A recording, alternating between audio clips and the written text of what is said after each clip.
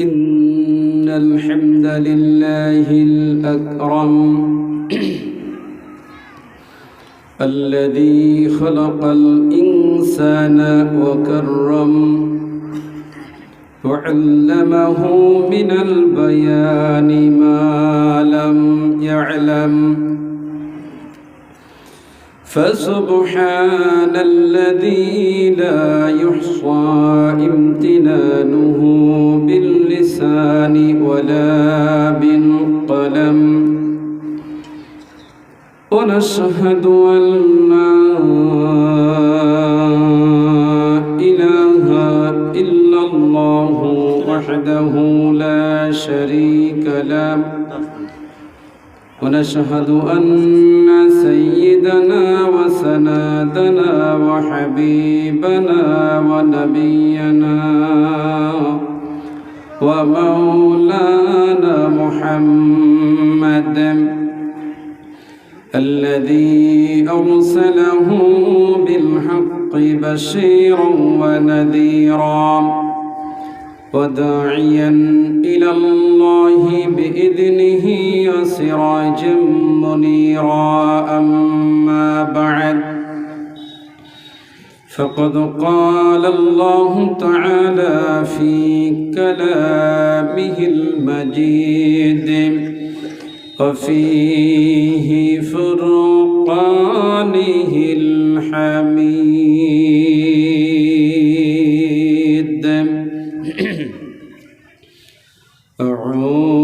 أعوذ بالله من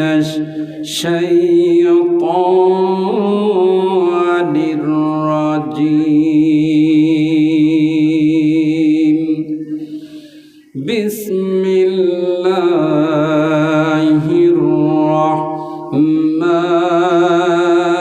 الرحمن الرحيم فأقم وجهك للدين حنيفا فطرة الله الذي فطر الناس عليها لا تبديل لخلق الله ذلك الدين القيم ولكن أكثر الناس لا يعلمون وقال تعالى وكل إنسان ألزمناه طائره في عنقه ونخرج له يوم القيامة كتابا يلقوه منشورا وقال تعالى عن أبي هريرة رضي الله تعالى عنه قال قال رسول الله صلى الله عليه وسلم سيأتي على الناس سنوات خداعة يصدق فيها الكاذب ويكذب فيها الصادق ويؤتمن فيها العمين ويخوف فيها العمين وينطق فيها الربيضة قيل وما الربيضة قال الرجل التافع في عمر العامة رواه ابن ماجه أو كما قال عليه الصلاة والسلام পৃথিবীতে কেউ স্থায়ী হয় না হোক না সে ফেরাউন কিবা নমরুদ কেউ ভাবে চিরকাল রয় না পৃথিবীতে কেউ স্থায়ী হয় না হোক নাশে ফেরাউন কিবা নমরুদ, কেউ ভাবে চিরকাল রয় না। আলহামদুলিল্লাহ। মাদ্রাসা সিরাজুল উলুম ডোহাবাড়ির উন্নতি কল্পে নবম বিরাট ধর্মীয় জলসার শ্রদ্ধাভাজন সম্মানিত সভাপতি ফজিলাতুল শেখ জনাব মাওলানা জানে আলম রিয়াজি সাহেব আতারাল্লাহু আমরাহু ওয়া বারাকাল্লাহু ফি হায়াতি, জোরে বলুন আমিন।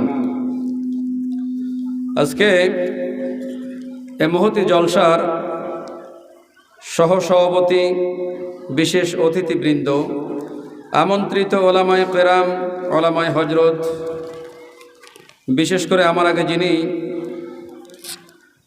বক্তব্য দিয়ে আপনাদেরকে ধন্য করেছেন, আপনাদের এই সুপরিচিত মানুষ, সুপরিচিত বক্তা, সুপরিচিত আলেম যারা মাওলানা মতিউর রহমান উমরি সাহেব। তার ভাষাও মিষ্টি, লোকটাও মিষ্টি, যথেষ্ট জ্ঞানের বহর আল্লাহ তাআলা দান করেছেন। তিনি যে কথাগুলো বলেছেন কোরআন এবং সুন্নাহ ভিত্তিক, আমাদের সকলকে আল্লাহ তাআলা আমল করার তৌফিক দান করুক, আল্লাহুম্মা আমিন। কথা বলেছিলেন আমার বন্ধুবার মাওলানা ইমদাদ হক সাহেব দক্ষিণ দিনাজপুর, আরও অনেকেই এখানে আপনাদেরকে কথা বলেছেন। স্টেজে বসা আছেন অত্র এলাকার আলেম ওলামা, মাদ্রাসার শিক্ষক মহোদয়, শিক্ষক বৃন্দ, এলাকার সুদীজন। বিশেষ করে এই জালসাকে কেন্দ্রিক করে জালসার সামনে উপবিষ্ট যারা বসা আছেন, অত্র এলাকা হতে দিনদার পরেজগার মুসলিম ভাতৃমণ্ডলী, প্রাণপ্রিয় যুবক ভাইরা, স্নেহের কচিকাচারা, হাজিউল হারামাইন, আলেম ওলামা, হুফাজে কোরআন, আমাদের পর্দার ভিতরে বসা আছেন সর্বেগুণে গুণান্বিতা আমাদের প্রিয় মা ও ভগ্নীগণ। এ গভীর রজনীতে আমি আপনাদেরকে আল্লাহ তাআলার দরবারে শুকরিয়া আদায় করছি যে আল্লাহ তাআলা আজকে দিনকে কেন্দ্রিক করে আমরা সারাদিনের অক্লান্ত পরিশ্রম ছিল আমাদের কাঁধের উপরে। সারাদিন যে পরিশ্রম করেছিলাম, আল্লাহ তাআলা রাতের বেলায় রাতকে দিয়েছেন মানুষের সারাদিনের ক্লান্ত দূর করার জন্য ঘুমের ভিতরে। তো আমরা ইসলামের জন্য এই জালসাকে কেন্দ্রিক করে, যেহেতু মাদ্রাসার জালসা, জালসার থেকে কিছু পাওয়া যায়, কিছু দিতে হয়, কিছু পাওয়া যায়। কি দিয়েছেন? নগদ কিছু অর্থ আপনারা দিয়েছেন, যার বেনিফিট পাবেন পরকালে। পাবেন কি? যে ওলামায়ে কেরাম যারা এখানে উপস্থিত হয়েছেন তাদের মাধ্যমে কিছু জ্ঞানগর্ভ কথা, আপনার আগামী দিনের পথ যেন ক্লিয়ার হয়ে যায়, আপনার পথ যেন সহজ হয়ে যায়, ধর্ম মানতে আপনার জন্য আরও বেশি ইজি হয়ে যায়, এটা বোঝার জন্য, এটাকে শ্রবণ করার জন্য সারাদিনের অক্লান্ত পরিশ্রমকে পিছে ফেলে আল্লাহ তাআলার কোরআন আল কারীমের জন্য, রাসূল ইসলামের আদর্শের জন্য যারা নিজেদের সময়কে কোরবানি করে এই সুন্দর পরিবেশে কর্তৃপক্ষ যে স্টেজ তৈরি করেছেন, প্যান্ডেল করেছেন, আপনাদেরকে বসার সুব্যবস্থা করেছেন, সেটাকে রেসপেক্ট করে, সম্মান করে আপনারা অত্র এলাকার মানুষরা অত্যন্ত সুশৃঙ্খলবদ্ধ অবস্থায় এই মাহফিলকে মূল্যায়ন করে আপনারা যারা এখানে এসেছেন, আমরা আপনাদের কল্যাণকামী। আমরা আলোচনার প্রারম্ভে যে রব্বুল ইজ্জাত ওয়াল জালাল আমাদেরকে জবান দান করেছেন, সে আল্লাহ তাআলার দরবারে হৃদয় উজাড় করে সিংহ শাবকের মতো উচ্চ আওয়াজে আল্লাহর দরবারে শুকরিয়া আদায় করি, আলহামদুলিল্লাহ। আওয়াজটা একটু ক্লিয়ার করে দেন, আওয়াজটা ক্লিয়ার হয়নি, একটু ক্লিয়ার করে দেন। অতঃপর দুরুদ আসসালাম বর্ষিত করি সর্বকালের সর্বশ্রেষ্ঠ নেতা, যার প্রতি আল্লাহ তাআলা নাজিল করেছেন মহাবিশ্বের মহাবিশ্বয় মহাগ্রন্থ আল কোরআন আল কারীম তথা মানব জাতির একমাত্র সংবিধান। এ কোরআন সাধারণ কোনো মানুষের প্রতি আল্লাহ তাআলা নাজিল করেননি। এ কোরআন পৃথিবীর কোনো ব্যক্তির লেখা, মস্তিষ্ক তৈরি করা কোনো বিধান এমনটি নয়। এ কোরআন এসেছে আল্লাহ তাআলার পক্ষ থেকে মানব জাতির জীবনটাকে পরিবর্তন করে এমন এক জীবনের সন্ধান, এমন এক পথের সন্ধান আল্লাহ তাআলা দিতে চান, যেই পথটা আপনার ইহকালীন এবং পরকালীন দুই জীবনে আল্লাহ তাআলা যেন খুশি থাকেন। এই জন্য কোরআন আল কারীম নামক একটা গ্রন্থ দিয়েছেন। যদিও এ জাতিরা এ কোরআন থেকে, ধর্ম থেকে অনেক দূরে চলে গিয়েছে, অথচ তারা জানে না। তো সেই রসুল পৃথিবীতে নাই, রেখে গিয়েছেন আদর্শ। সেই আদর্শে আদর্শিত হয়ে আমরা এখন সকলে দাড়ি কাটছি। বলুন সুবহানাল্লাহ। সুবহানাল্লাহ বলেন নাকি? দাড়ি কাটা কি সুবহানাল্লাহ নাকি? রসুল সাল্লাল্লাহু আলাইহি ওয়াসাল্লামের দাড়ি কাটা ভালো না খারাপ? ও আপনার তো আবার কথা বলা লোক না নাকি? মানে কথা বললে যে পাপ হয় সেটা আপনাদের দেখলে বোঝা যায়। এটা একটা ক্লাস চলছে, ঘন্টা দেড়েক বা 2 ক্লাস চলবে আপনাদেরকে নিয়ে। এই ক্লাসের ভিতরে আপনারা যদি 2-1টা কথা বলেন তাহলে বোঝা যাবে যে আপনারা আমার ভাষা বোঝেন। আমার ভাষা কি আপনারা বুঝতে পারছেন? বুঝতে পারছেন? তাহলে আপনাদের যখন কোনো পর্যায়ে আসে কথা বলার, একটু কথা বলেন। দাড়ি কাটা ভালো না খারাপ? সবাই বলছেন দাড়ি কাটা ভালো না খারাপ? তো দাড়ি কাটা যারা খারাপ বললেন তারা তো দাড়ি কাটছেন। তো রাসূল ইসলামের আদর্শ তো এটি নয়। আদর্শ নাকি? এটা আদর্শ নয়। তো যে আদর্শ রাসূল ইসলাম রেখে গিয়েছেন, ওই আদর্শের একজন সৈনিক যেন আমি হতে পারি। পারবো তো ইনশাল্লাহ? তো সুদূর ভারতের জমিন থেকে উত্তর দিনাজপুর, কি এটা কি থানা? গোয়ালপুকুর থানা। কি গ্রাম? ডোহাবাড়ি। গোয়ালপুকুর থানা ডোহাবাড়ি গ্রাম। এই গ্রাম থেকে গভীর রজনী হতে আমরা রাসূল ইসলামের প্রতি দুরূদ আর সালাম বর্ষিত করি। সকলেই একযোগে একসাথে আমার সাথে বলুন আল্লাহুম্মা সাল্লি আলাইহি। বলুন আল্লাহুম্মা সাল্লি আলাইহি, আল্লাহুম্মা বারিক আলাইহি। আপনারা আমার কথা বুঝতে পারছেন? এটা আমি যদি বুঝতে পারি তাহলে আমার কথা বলা আরো ক্লিন হবে, যে আমি বুঝতে পারছি যে আপনার কথা বুঝতেছেন। আমি 2টো সাবজেক্ট নিয়ে আপনাদের সাথে কথা বলবো। এত কষ্ট করে আপনারা এখানে আসলেন, এই আশাটা যেন আপনার জীবনের একটা কল্যাণ বয়ে আনে, এই ব্যাপারে আমি আপনাদের সাথে 2টো বিষয়ে কথা বলবো ইনশাল্লাহ। আপনারা যদি আমাকে একটু সাপোর্ট করেন আমার বলতে সুবিধা হবে, কারণ আমি পার্সোনালি আপনাদের কাউকে চিনি না। চিনি নাকি? আপনারা আমাকে এভাবে কেউ চেনেন না। অনেকেই দেখতে আসছেন, অনেকেই কোরআন হাদিস শুনতে আসছেন। এখন শুধু যারা দেখতে আসছে তাদের নিয়ত খারাপ, ওখানে সর্বনাশ হয়ে যাবে। আর কেউ যদি বলে যে কোরআন এবং হাদিস কি আছে এটা শোনার জন্য গিয়েছি, তাহলে দেখা শোনা দুটোই হয়ে গেল। এই জন্য মেহেরবানি করে যতক্ষণ ক্লাস চলে একটু বসেন। ভারতবর্ষের ভিতরে যে কোরআন আল কারীম, বাংলাদেশে সেই কোরআন আল কারীম, পাকিস্তানেও তাই, এরপরে আফগানিস্তানেও তাই, ইরাকে তাই, সিরিয়া তাই, পশ্চিমা রাষ্ট্রে তাই, আরব বিশ্বেও তাই, সব জায়গায় একই। এর বিধানও সব মানুষের জন্য একরকম। এখন কোরআন আল কারীমের বিধানটা কি এটা আমরা একটু জেনে যাব ইনশাল্লাহ। আমি 2টা সাবজেক্ট আপনাদের কাছে বলবো। তার প্রথম সাবজেক্টটা থাকবে খানিকটা এলেমের ব্যাপারে একটু কথা বলি আমরা। এলেম মানে কি? জ্ঞান। জ্ঞানের ব্যাপারে আমরা একটু কথা বলে দেখি যে আমাদের জ্ঞানের বহর কার কত বেশি আছে, আমরা একটু ট্রাই করে দেখি। এখানে যারা বসে আছেন সবাই জ্ঞানী গুণী, আমি আপনাদেরকে এক্সপেক্ট করি। তো যেহেতু একটা মাদ্রাসার জালসা, এখানে কি করা হয়? মাদ্রাসাটা আপনাদেরই, সৌভাগ্যবান আপনারা যে এখানে কোরআন এবং হাদিসের দার্স হয়, আপনারা সৌভাগ্যবান। সেই দিকে একটু যাচ্ছি। তো এখন প্রথম আলোচনাটার দিকে আমি নিয়ে যাচ্ছি, সেটা হলো এলেমের ব্যাপারে 2-1টা কথা আগে বলি, তারপর মূল বক্তব্যে আপনাদেরকে নিয়ে প্রবেশ করবো ইনশাআল্লাহ তাআলা। এবার আসেন, এলেমটা কি, জ্ঞানটা কি আমরা আগে একটু দেখি। আল্লাহ তাআলা বললেন ইয়ারফাইল্লাহু আল্লাযীনা আমানু মিনকুম ওয়াল্লাযীনা উতুল ইলমা দারাজাত। কোরআন আল কারীমের সূরা মুজাদালা 11 নম্বর আয়াত, 28 নম্বর পারার 2 নম্বর পৃষ্ঠার 11 নম্বর লাইনে ঠিক। তাফসীর ইবনে কাসিরের ভিতরে পাবেন, তাফসীরে জাবিরের ভিতরে পাবেন, তাফসীরে কুরতুবির ভিতরে পাবেন। তাফসীরবিদরা এই আয়াতের অর্থ কিভাবে ব্যাখ্যা এখানে করেছে দেখেন। আল্লাহর ভাষাটা কি? আল্লাহ বললেন যে ব্যক্তি আল্লাহর প্রতি ঈমান আনয়ন করবে, ইয়ারফাইল্লাহুল্লাযীনা আমানু, কোনো ব্যক্তি যখন আল্লাহর প্রতি ঈমান আনবে আর ওই ব্যক্তিকে, ওই ঈমানওয়ালা ব্যক্তিকে আল্লাহ যদি জ্ঞান দান করেন, তার মানে ঈমান আনা আর জ্ঞান দুটো এক না। যে ব্যক্তি ঈমান আনবে এটা এ পর্যন্ত, আর ঈমানওয়ালা ব্যক্তিকে আল্লাহ তাআলা যদি জ্ঞান দান করেন, ওই জ্ঞান প্রাপ্ত ব্যক্তিকে আল্লাহ স্পেশাল তারে মর্যাদায় মণ্ডিত করে দিয়ে দেয়। সুবহানাল্লাহ বলেন না? আমার ভাইরা, এখন জ্ঞান কারে বলে? এবার আসেন জ্ঞানের ভিতর থেকে জ্ঞান বের করি। জ্ঞান কারে বলে? জ্ঞান হলো 2 প্রকার। একটা হলো দুনিয়াবি জেনারেল জ্ঞান, আর একটা হলো আল্লাহর পক্ষ থেকে এলেম প্রাপ্ত জ্ঞান।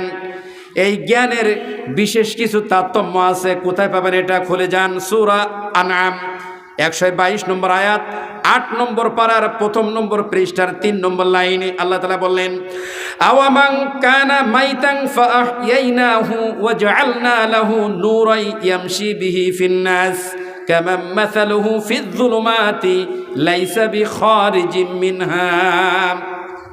আল্লাহ বললেন, যে ব্যক্তি মৃত্যু ছিল আমি তারে জীবন দান করলাম। ভালো করে বুঝবেন, আয়াতের দিকে ব্যাখ্যার দিকে বুঝবেন ভালো করে। আল্লাহ বললেন, যে ব্যক্তি মৃত্যু ছিল তারে আমি জীবন দান করলাম, আর যারে আমি নূরাই ইয়ামশি বিহি ফিন্নাস, যারে আমি জ্ঞান দান করলাম, নূর দিলাম। নূর আল্লাহর কোরআন আল কারিমের জ্ঞানকে নূর বলা হয়। আল্লাহ বললেন, যাকে আমি আল্লাহ জ্ঞান দান করলাম এই ব্যক্তি কি ওই ব্যক্তির সাথে সমতুল্য হতে পারে? কোন ব্যক্তি? যারে কোরআন আল কারিমের জ্ঞান, হাদিসের জ্ঞান দুটোর কোনোটাই দেওয়া হয় নাই। এই লোকটি অন্ধকারের ভিতরে হাবুডুবু খাচ্ছে, সেখান থেকে বের হতে পারছে না। এই লোকটি আর ওই লোকটা দুটো কখনো সম্ভব হতে পারে না, সমান হতে পারে না। তার মানে আল্লাহ এখানে বুঝালেন, যারে জ্ঞান দান করা হয়েছে আল্লাহর দৃষ্টিতে লোকটা জিন্দা, আর যারে জ্ঞান দান করা হয় নাই আল্লাহর দৃষ্টিতে লোকটা মরে গিয়েছে, মরা। এখন জ্ঞান হলো দুই প্রকার, একটা হলো আল্লাহর জ্ঞান আর একটি হলো পৃথিবীর মানুষের জ্ঞান। এখন দুনিয়ার জ্ঞান আর আল্লাহর জ্ঞানের ভিতরে ডিফারেন্সটা কি দেখেন। দুনিয়ার জ্ঞান বলতে কি, আপনার ছেলেকে ইংলিশ মিডিয়ামে দিলেন, ওই ইংলিশ মিডিয়ামে একটা বাচ্চা অথবা একটা মেয়েকে আপনি দিলেন, প্রত্যেক মাসে মিনিমাম 10,000 টাকা ব্যয় আছে। ওই স্কুল ইংলিশ মিডিয়ামে একটা বাচ্চাকে ভর্তি করতে গেলে মিনিমাম 20,000 টাকা লাগে, 30,000 টাকা লাগে, 50,000 টাকা লাগে। প্রত্যেক বছর এটা শুধু ভর্তি ফি লাগে, মাসে 10,000 টাকা লাগে, আনুষঙ্গিক আরও ব্যয় আছে। ওইখান থেকে আপনার বাচ্চা যদি লেখাপড়া করে শেষ পর্যন্ত আসতে পারে, লেখাপড়া করার পরে ওর লেখাপড়া শেষ হয়নি, তাই আপনি দেশের বাইরে নিয়ে আসলেন, দেশের বাইরে পাঠালেন, সেখান থেকে দুনিয়াবি লেখাপড়া শেখার পরে সে ডাক্তার হয়েছে, ইঞ্জিনিয়ার হয়েছে। ইঞ্জিনিয়ার হওয়ার পরে যদি দেশের সচিব হিসেবে চাকরি পায়, অথবা ও যদি কোনো ভালো জব করতে পারে, চাকরি পায়, যেই চেয়ারটায় বসেছে ওই চেয়ারটা আপনার ছেলে জেনারেল শিক্ষিত চেয়ার, ওই চেয়ারে বসার পরে এবার দেখেন কি হয়েছে।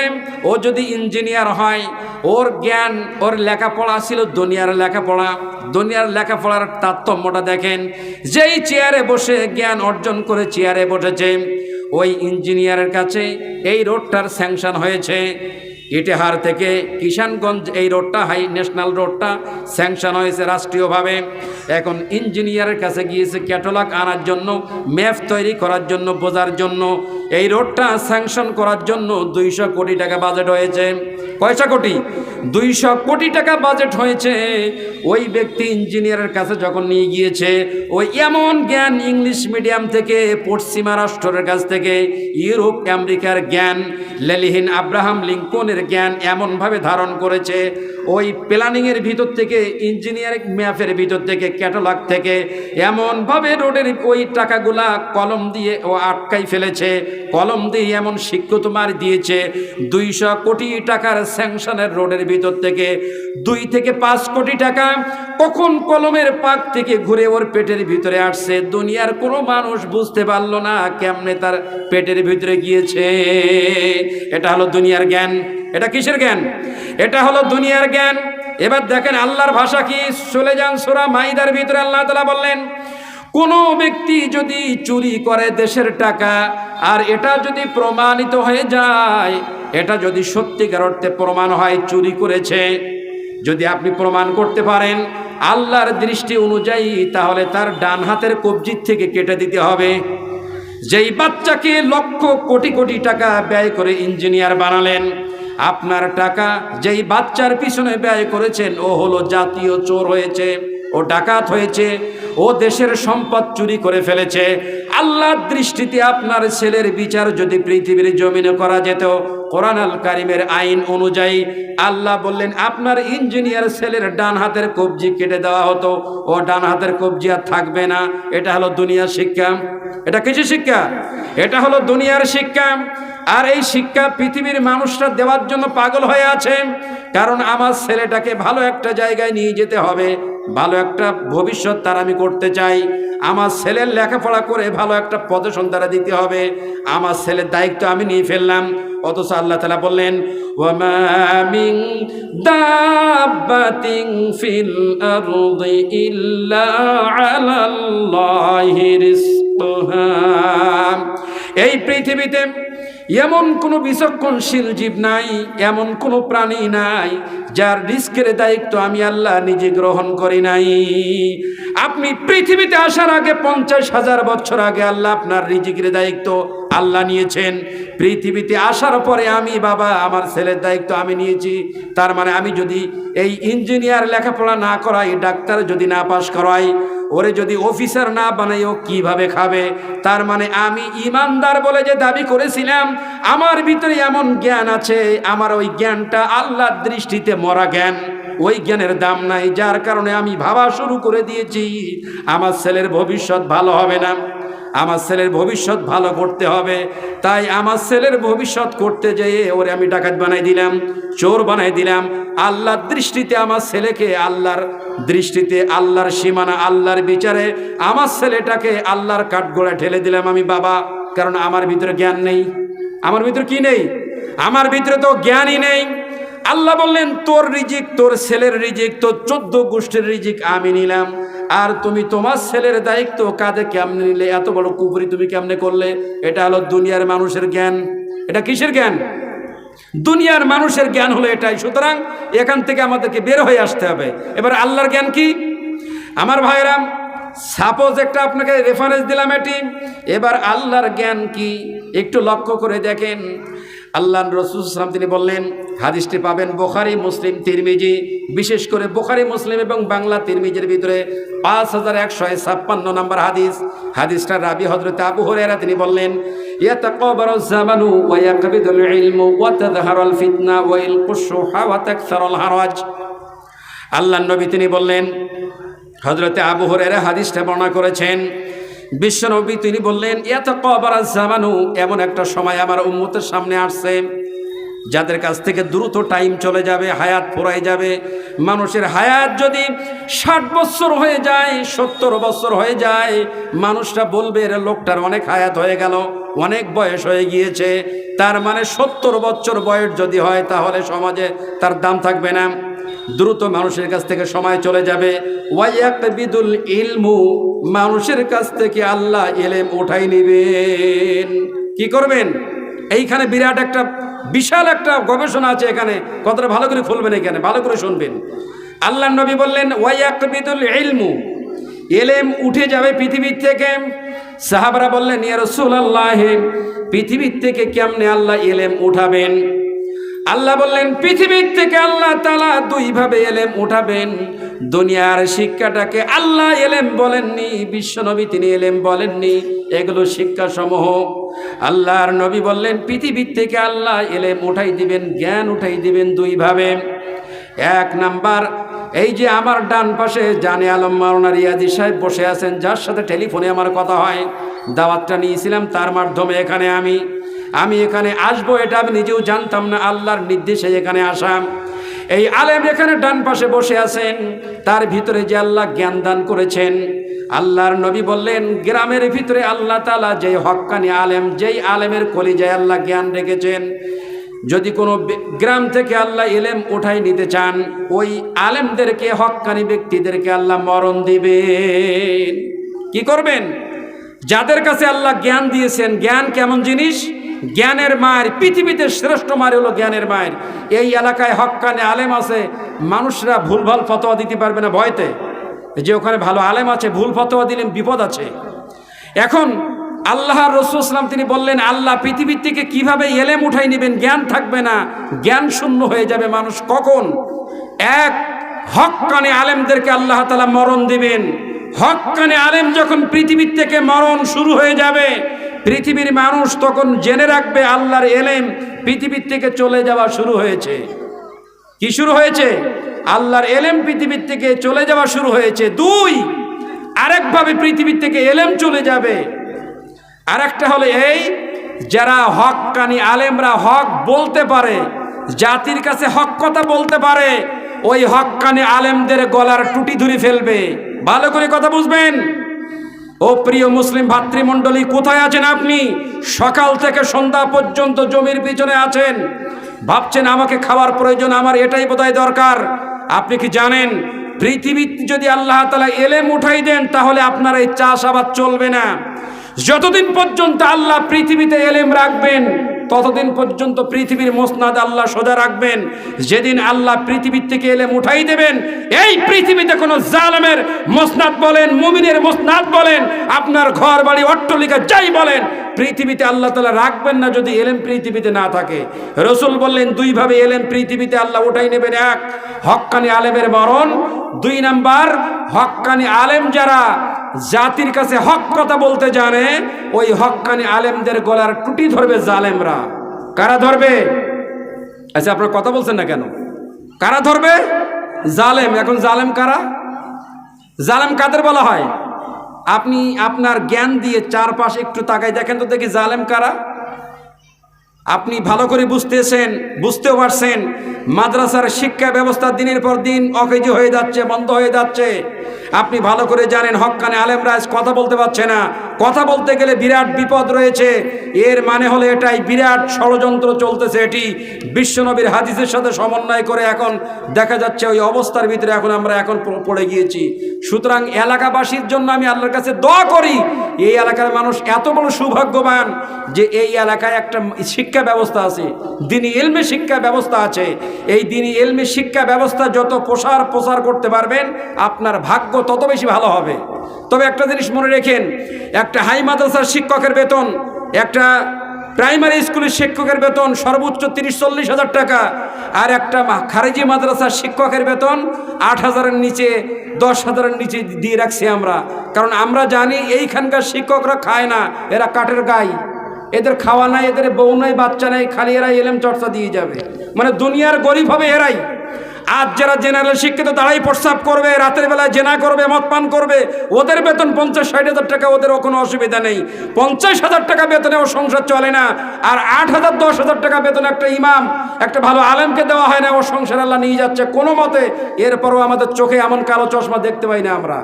সমাজে এলেম চর্চা থাকবে কেমনে? আমরা তো মূর্খর ঘরের মূর্খ হয়ে যাচ্ছি। আমি আপনাদেরকে উদাত্ত আহ্বান করব, দ্বীনি প্রতিষ্ঠান ধরে রাখার চেষ্টা করবেন। এবার আসেন, এলেম নিয়ে কথা বলতেছিলাম, আজকে এখন এটা নিয়ে আর কথা বলবো না, আপনাদের নিয়ে এবার কথা বলবো। আপনি ইসলামের ওপরে আছেন কিনা আজকে প্রমাণ হয়ে যাবে ইনশাল্লাহ। সারা জীবন কলেমা পড়েছেন লা ইলাহা ইল্লাল্লাহ, আল্লাহ ছাড়া নেই কোনো মাবুদ, নেই কোনো ইলাহা। এই ইলাহার ওপরে এতক্ষণ টিকে আছেন কিনা প্রমাণ হবে আজকে ইনশাল্লাহ। বলুন ইনশাল্লাহ। থাকবেন না যাবেন? যে কথা বলেন, থাকবেন না যাবেন? সত্যি থাকবেন তো? ঠিক আছে। আপনাদের বিরুদ্ধে গেলে আমার মারবেন না তো? যদি আপনার বিরুদ্ধে যায় অসুবিধা হবে না তো? সত্যি তো? এবার আসেন, আল্লাহ তাআলা বললেন ফাকিম ওয়াজহাকা লিদ-দীনি হানিফা। এবার কিন্তু আপনাদের নিয়ে বক্তব্য শুরু করেছি।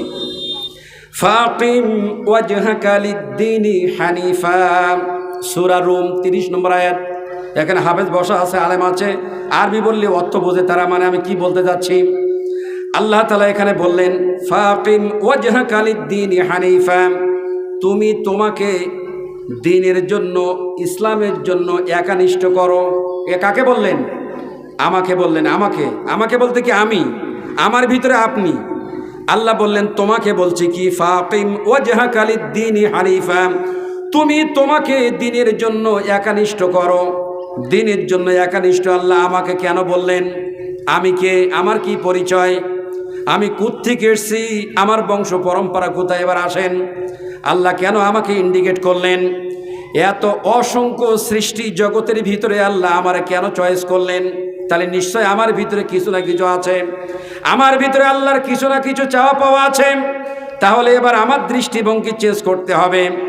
এখন আমি কোন দিকে, আমি আমার নিজেকে কিসের ভিতরে প্রবেশ করাতে আল্লাহ বললেন তুমি তোমাকে ইসলামের জন্য একানিষ্ঠভাবে তৈরি করো। তাহলে ইসলামটা কি? ইসলাম কারে বলে? আল্লাহ তাআলা বললেন ইন্নাদ-দীনা ইনদাল্লাহিল ইসলাম। আল্লাহর ভাষাটা দেখেন, আল্লাহর অলংকারটা দেখেন, আল্লাহর ভাষার ভঙ্গিমা দেখেন। আল্লাহ বললেন, নিশ্চয় আমার কাছে একটা দিন, একটা ধর্ম হলো মনোনীত, একটা প্রিয় ধর্ম আমার কাছে প্রিয় মনোনীত, যার নাম হলো দ্বীন ইসলাম। তার নাম কি? প্রথম ভাষা এটাই, তুমি তোমাকে ইসলামের জন্য একানিষ্ঠ করো। কোন ইসলাম? এবার আল্লাহ বললেন, আমার কাছে একটা দিন, একটা ধর্ম সবচেয়ে প্রিয়, যার নাম ইসলাম। যার নাম কি? যার নাম হলো ইসলাম। এই ইসলাম কারে বলে? আল্লাহ তাআলা বললেন, ইয়া আইয়ুহাল্লাযীনা আমানু দুখুলু ফিস সিলমি কাফা। সূরা বাকারা 208 নম্বর আয়াত এটি। হে ঈমানদার, এবার ঈমানদারদের কথা বলা হয়েছে। ও পৃথিবীর ঈমানদার, উদখুলু ফিস সিলমি কাফা, তোমাকে ইসলামের ভিতরে প্রবেশ করাও। কতটুকুন? হাত এতটুকুন প্রবেশ করাও এরা বলছে নাকি? অথবা এই মাথাটুক ঢোকাও, এতটুকুন বলেনি। বক্ষ পর্যন্ত বা বুক পর্যন্ত ঢোকাও, এতটুকুন বলেনি। আল্লাহ বললেন, ও পৃথিবীর ঈমানদার, তোমাকে পরিপূর্ণভাবে ইসলামে প্রবেশ করাও। এখন আপনি ইসলামে প্রবেশ হবেন, আর আল্লাহ করাতে বললেন ইসলামে প্রবেশ পরিপূর্ণভাবে প্রবেশ করো। তাহলে প্রবেশ তো আমরা হয়ে আছি, অসুবিধা কোথায়? আল্লাহ বললেন, ইসলামে প্রবেশ করতে গেলে প্রথম যে আপনাকে বাধা প্রদান করবে, সেই বাধা দুনিয়ার কোনো মানুষ দিবে না, দুনিয়ার কোনো ব্যক্তি আপনার হাত ধরবে না, দুনিয়ার কোনো ব্যক্তি আপনার বিরোধিতা করবে না। ইসলামে প্রবেশ যখন আপনি করবেন, ওই প্রবেশ করতে গেলে প্রথম যে আপনাকে বাধা প্রদান করবে, তিনি হলেন মিস্টার ইবলিস। মিস্টার কে? ওয়ালা তাত্তাবিউ খুতুওয়াতিশ শাইতান। তোমাকে প্রথম বাধা যিনি দিবেন, সেটা হলো মিস্টার ইবলিস। এখন ইবলিস কিভাবে আপনারা ধোকা দিবে? ইবলিস আপনার হাত ধরে ডাকছে না, বলছে না যে খবরদার আজান দিলে মসজিদে যাস, এটা আপনাকে বলবে না। আপনাকে বলবে না এই মদ পান করো না, এটা আপনাকে বলবে না, ডাইরেক্টলি বলবে না। এই কাজগুলা ইনডাইরেক্টলি ভাবে। আরে কুত্তে গাইছি রে।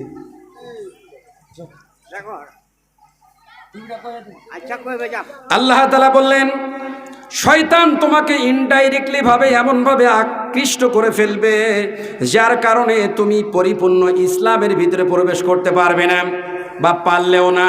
তার প্রমাণ কি? যারা এখানে নামাজি মুসল্লি বসে আছেন, আশ্চর্য হয়ে যাবেন। 5 ওয়াক্ত সালাত যদি আজকে আপনি পড়ে থাকেন, এই 5 ওয়াক্ত সালাতের ভিতরে মিনিমাম 32 বার এই কথাটা আপনার বলতে হয়েছে। শুধু ফরজ আর সুন্নাত আর ওয়াজিব মানে বিতির সালাত যদি পড়ে থাকেন, তাহলে 32 বার সূরা ফাতিহা পড়া লেগেছে। এই 32 বার আপনি একদিনে 32 বার আল্লাহর কাছে বললেন, ইয়্যাকা না'বুদু ওয়া ইয়্যাকা নাস্তাঈন। এই আয়াতটা কি পড়েন নামাজে, নাকি এটা বাদ দিয়ে দেন? পড়েন সবাই। আপনি কি জানেন এটা কি? ইয়্যাকা না'বুদু শব্দের অর্থ কি? শব্দ ভালো করে বোঝেন। সারা জীবন ইয়্যাকা না'বুদু ইয়্যাকা নাস্তাঈন, ইয়্যাকা না'বুদু ইয়্যাকা নাস্তাঈন, ইয়্যাকা না'বুদু ইয়্যাকা নাস্তাঈন বলে গেছেন, কিন্তু আপনি জানেন না এর গ্রামার সিস্টেমটা কি। এইখানে আমরা আল্লাহকে বলেছিলাম যে আল্লাহ, আমি আপনার ইবাদত করি, আমি আপনার কর্মী। ইয়্যাকা না'বুদু, আপনার ইবাদত করি আমি। আল্লাহর ইবাদতটা কি? আল্লাহর ইবাদতটা হলো বেগানা নারীর সাথে এক জায়গায় বসে নিরালায় কথা বলা। এটা কি আল্লাহর ইবাদত? আল্লাহর ইবাদত হলো এই হারাম সুর খাওয়া, এটা হলো আল্লাহর ইবাদত নাকি? ভালো করে বুঝেন, আপনি ভালো করে কথা বুঝেন। আমি আপনাকে প্রথম কথা বলেছিলাম সূরা রুমের 30 নম্বর আয়াতে, যদি বুঝে থাকেন তাহলে ভালো। আমি বক্তব্যের ভিতরে গল্প করতে পারি না, আমার প্রত্যেকটা কথার ভিতরে দলিল থাকবে। যদি এখান থেকে 10টা লোক বুঝে নিতে পারে, আমার জীবন সফলতা ওখানেই। কারণ কোরআন আল কারিম এত উঁচু মাপের ল্যাঙ্গুয়েজ, অনেক সময় এটা বলতে গেলে আমাদের ভুল হয়। কোরআন আল কারিমের মূল ব্যাখ্যা পৃথিবীর কোনো ব্যক্তি বলতে পারবে না, এটা এত উঁচু মাপের ল্যাঙ্গুয়েজ। আল্লাহ তাআলা বললেন যে পৃথিবীর সমস্ত ব্যক্তি যদি সব এক জায়গায় একত্রিত হয়ে পৃথিবীর সব গাছ আর পৃথিবীর সমস্ত সাগর আর মহাসাগরের পানিগুলো কালি তৈরি করে যদি আল্লাহ তাআলার কোরআন আল কারিমের ব্যাখ্যা লেখা হয়, গাছরূপী কলম পানিরূপী কালি শেষ হয়ে যাবে, কিয়ামত আসবে। আল্লাহর কোরআন আল কারিমের এই জ্ঞান, আল্লাহর কোরআন আল কারিমের মহত্ব লিখে শেষ করা যাবে না। সুতরাং আমি আপনাকে এখান থেকে বলছি যে কথাটা আল্লাহ তাআলার। তো আল্লাহ তাআলা এখানে কি বললেন? ইয়্যাকা না'বুদু। আমরা স্বীকার করতেছি প্রত্যেক দিন 32 বার। কয়বার? 1 বার না, আল্লাহ সামনাসামনি হয়ে বললাম, আল্লাহ ইয়্যাকা না'বুদু। এ কথা কি বলেন আপনারা? আমার ভাইরা, নামাজের ভিতরে মুনাফিকি করে কারা দেখেন? আপনাকে যদি বলি আপনি মুনাফিক, তাহলে এখনই আপনার বংশ নিয়ে আমারে মাইর শুরু করে দিবেন। কিন্তু আপনি আমার সাথে মুনাফিকি করেননি, মুনাফিকি করেছেন আল্লাহর সাথে। কার সাথে? আল্লাহর সাথে আপনি ওয়াদা ভঙ্গ করলেন।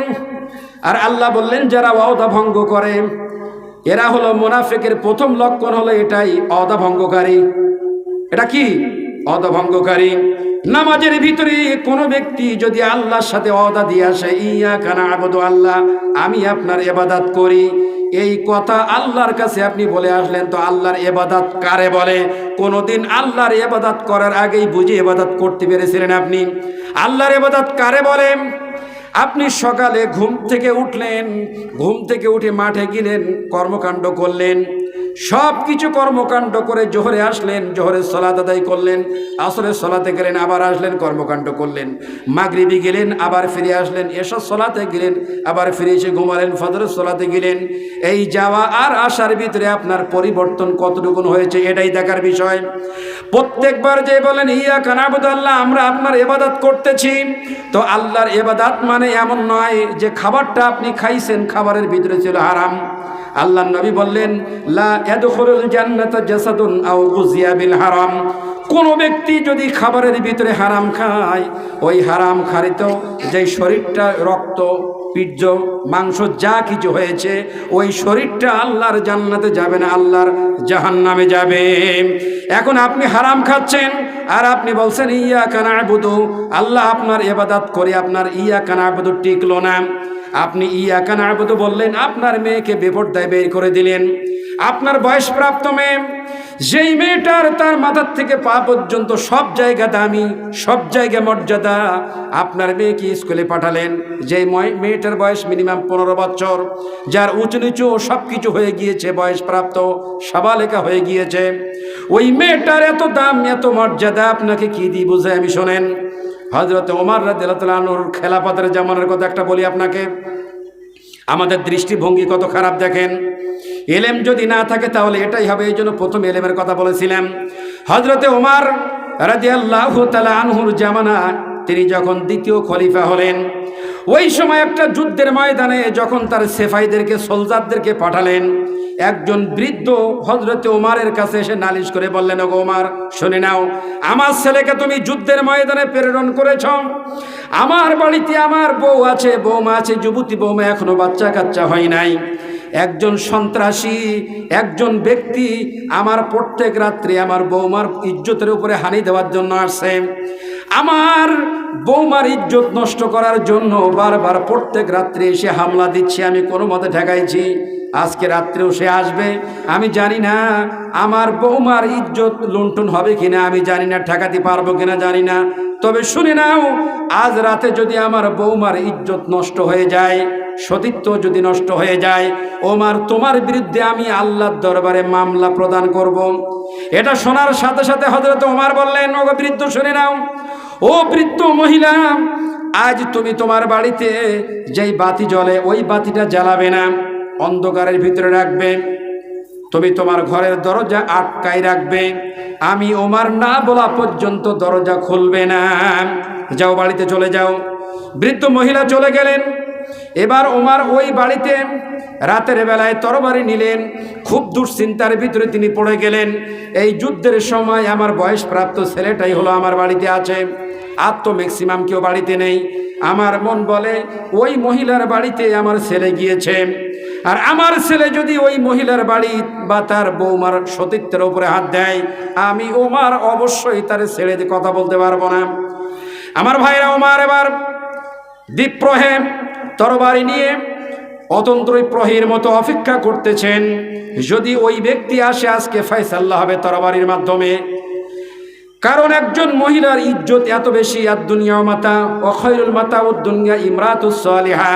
আল্লাহর নবী বললেন গোটা পৃথিবীটা হলো সম্পদ, এই সম্পদের ভিতরে শ্রেষ্ঠ সম্পদ হলো একজন নেককারিনী স্ত্রী।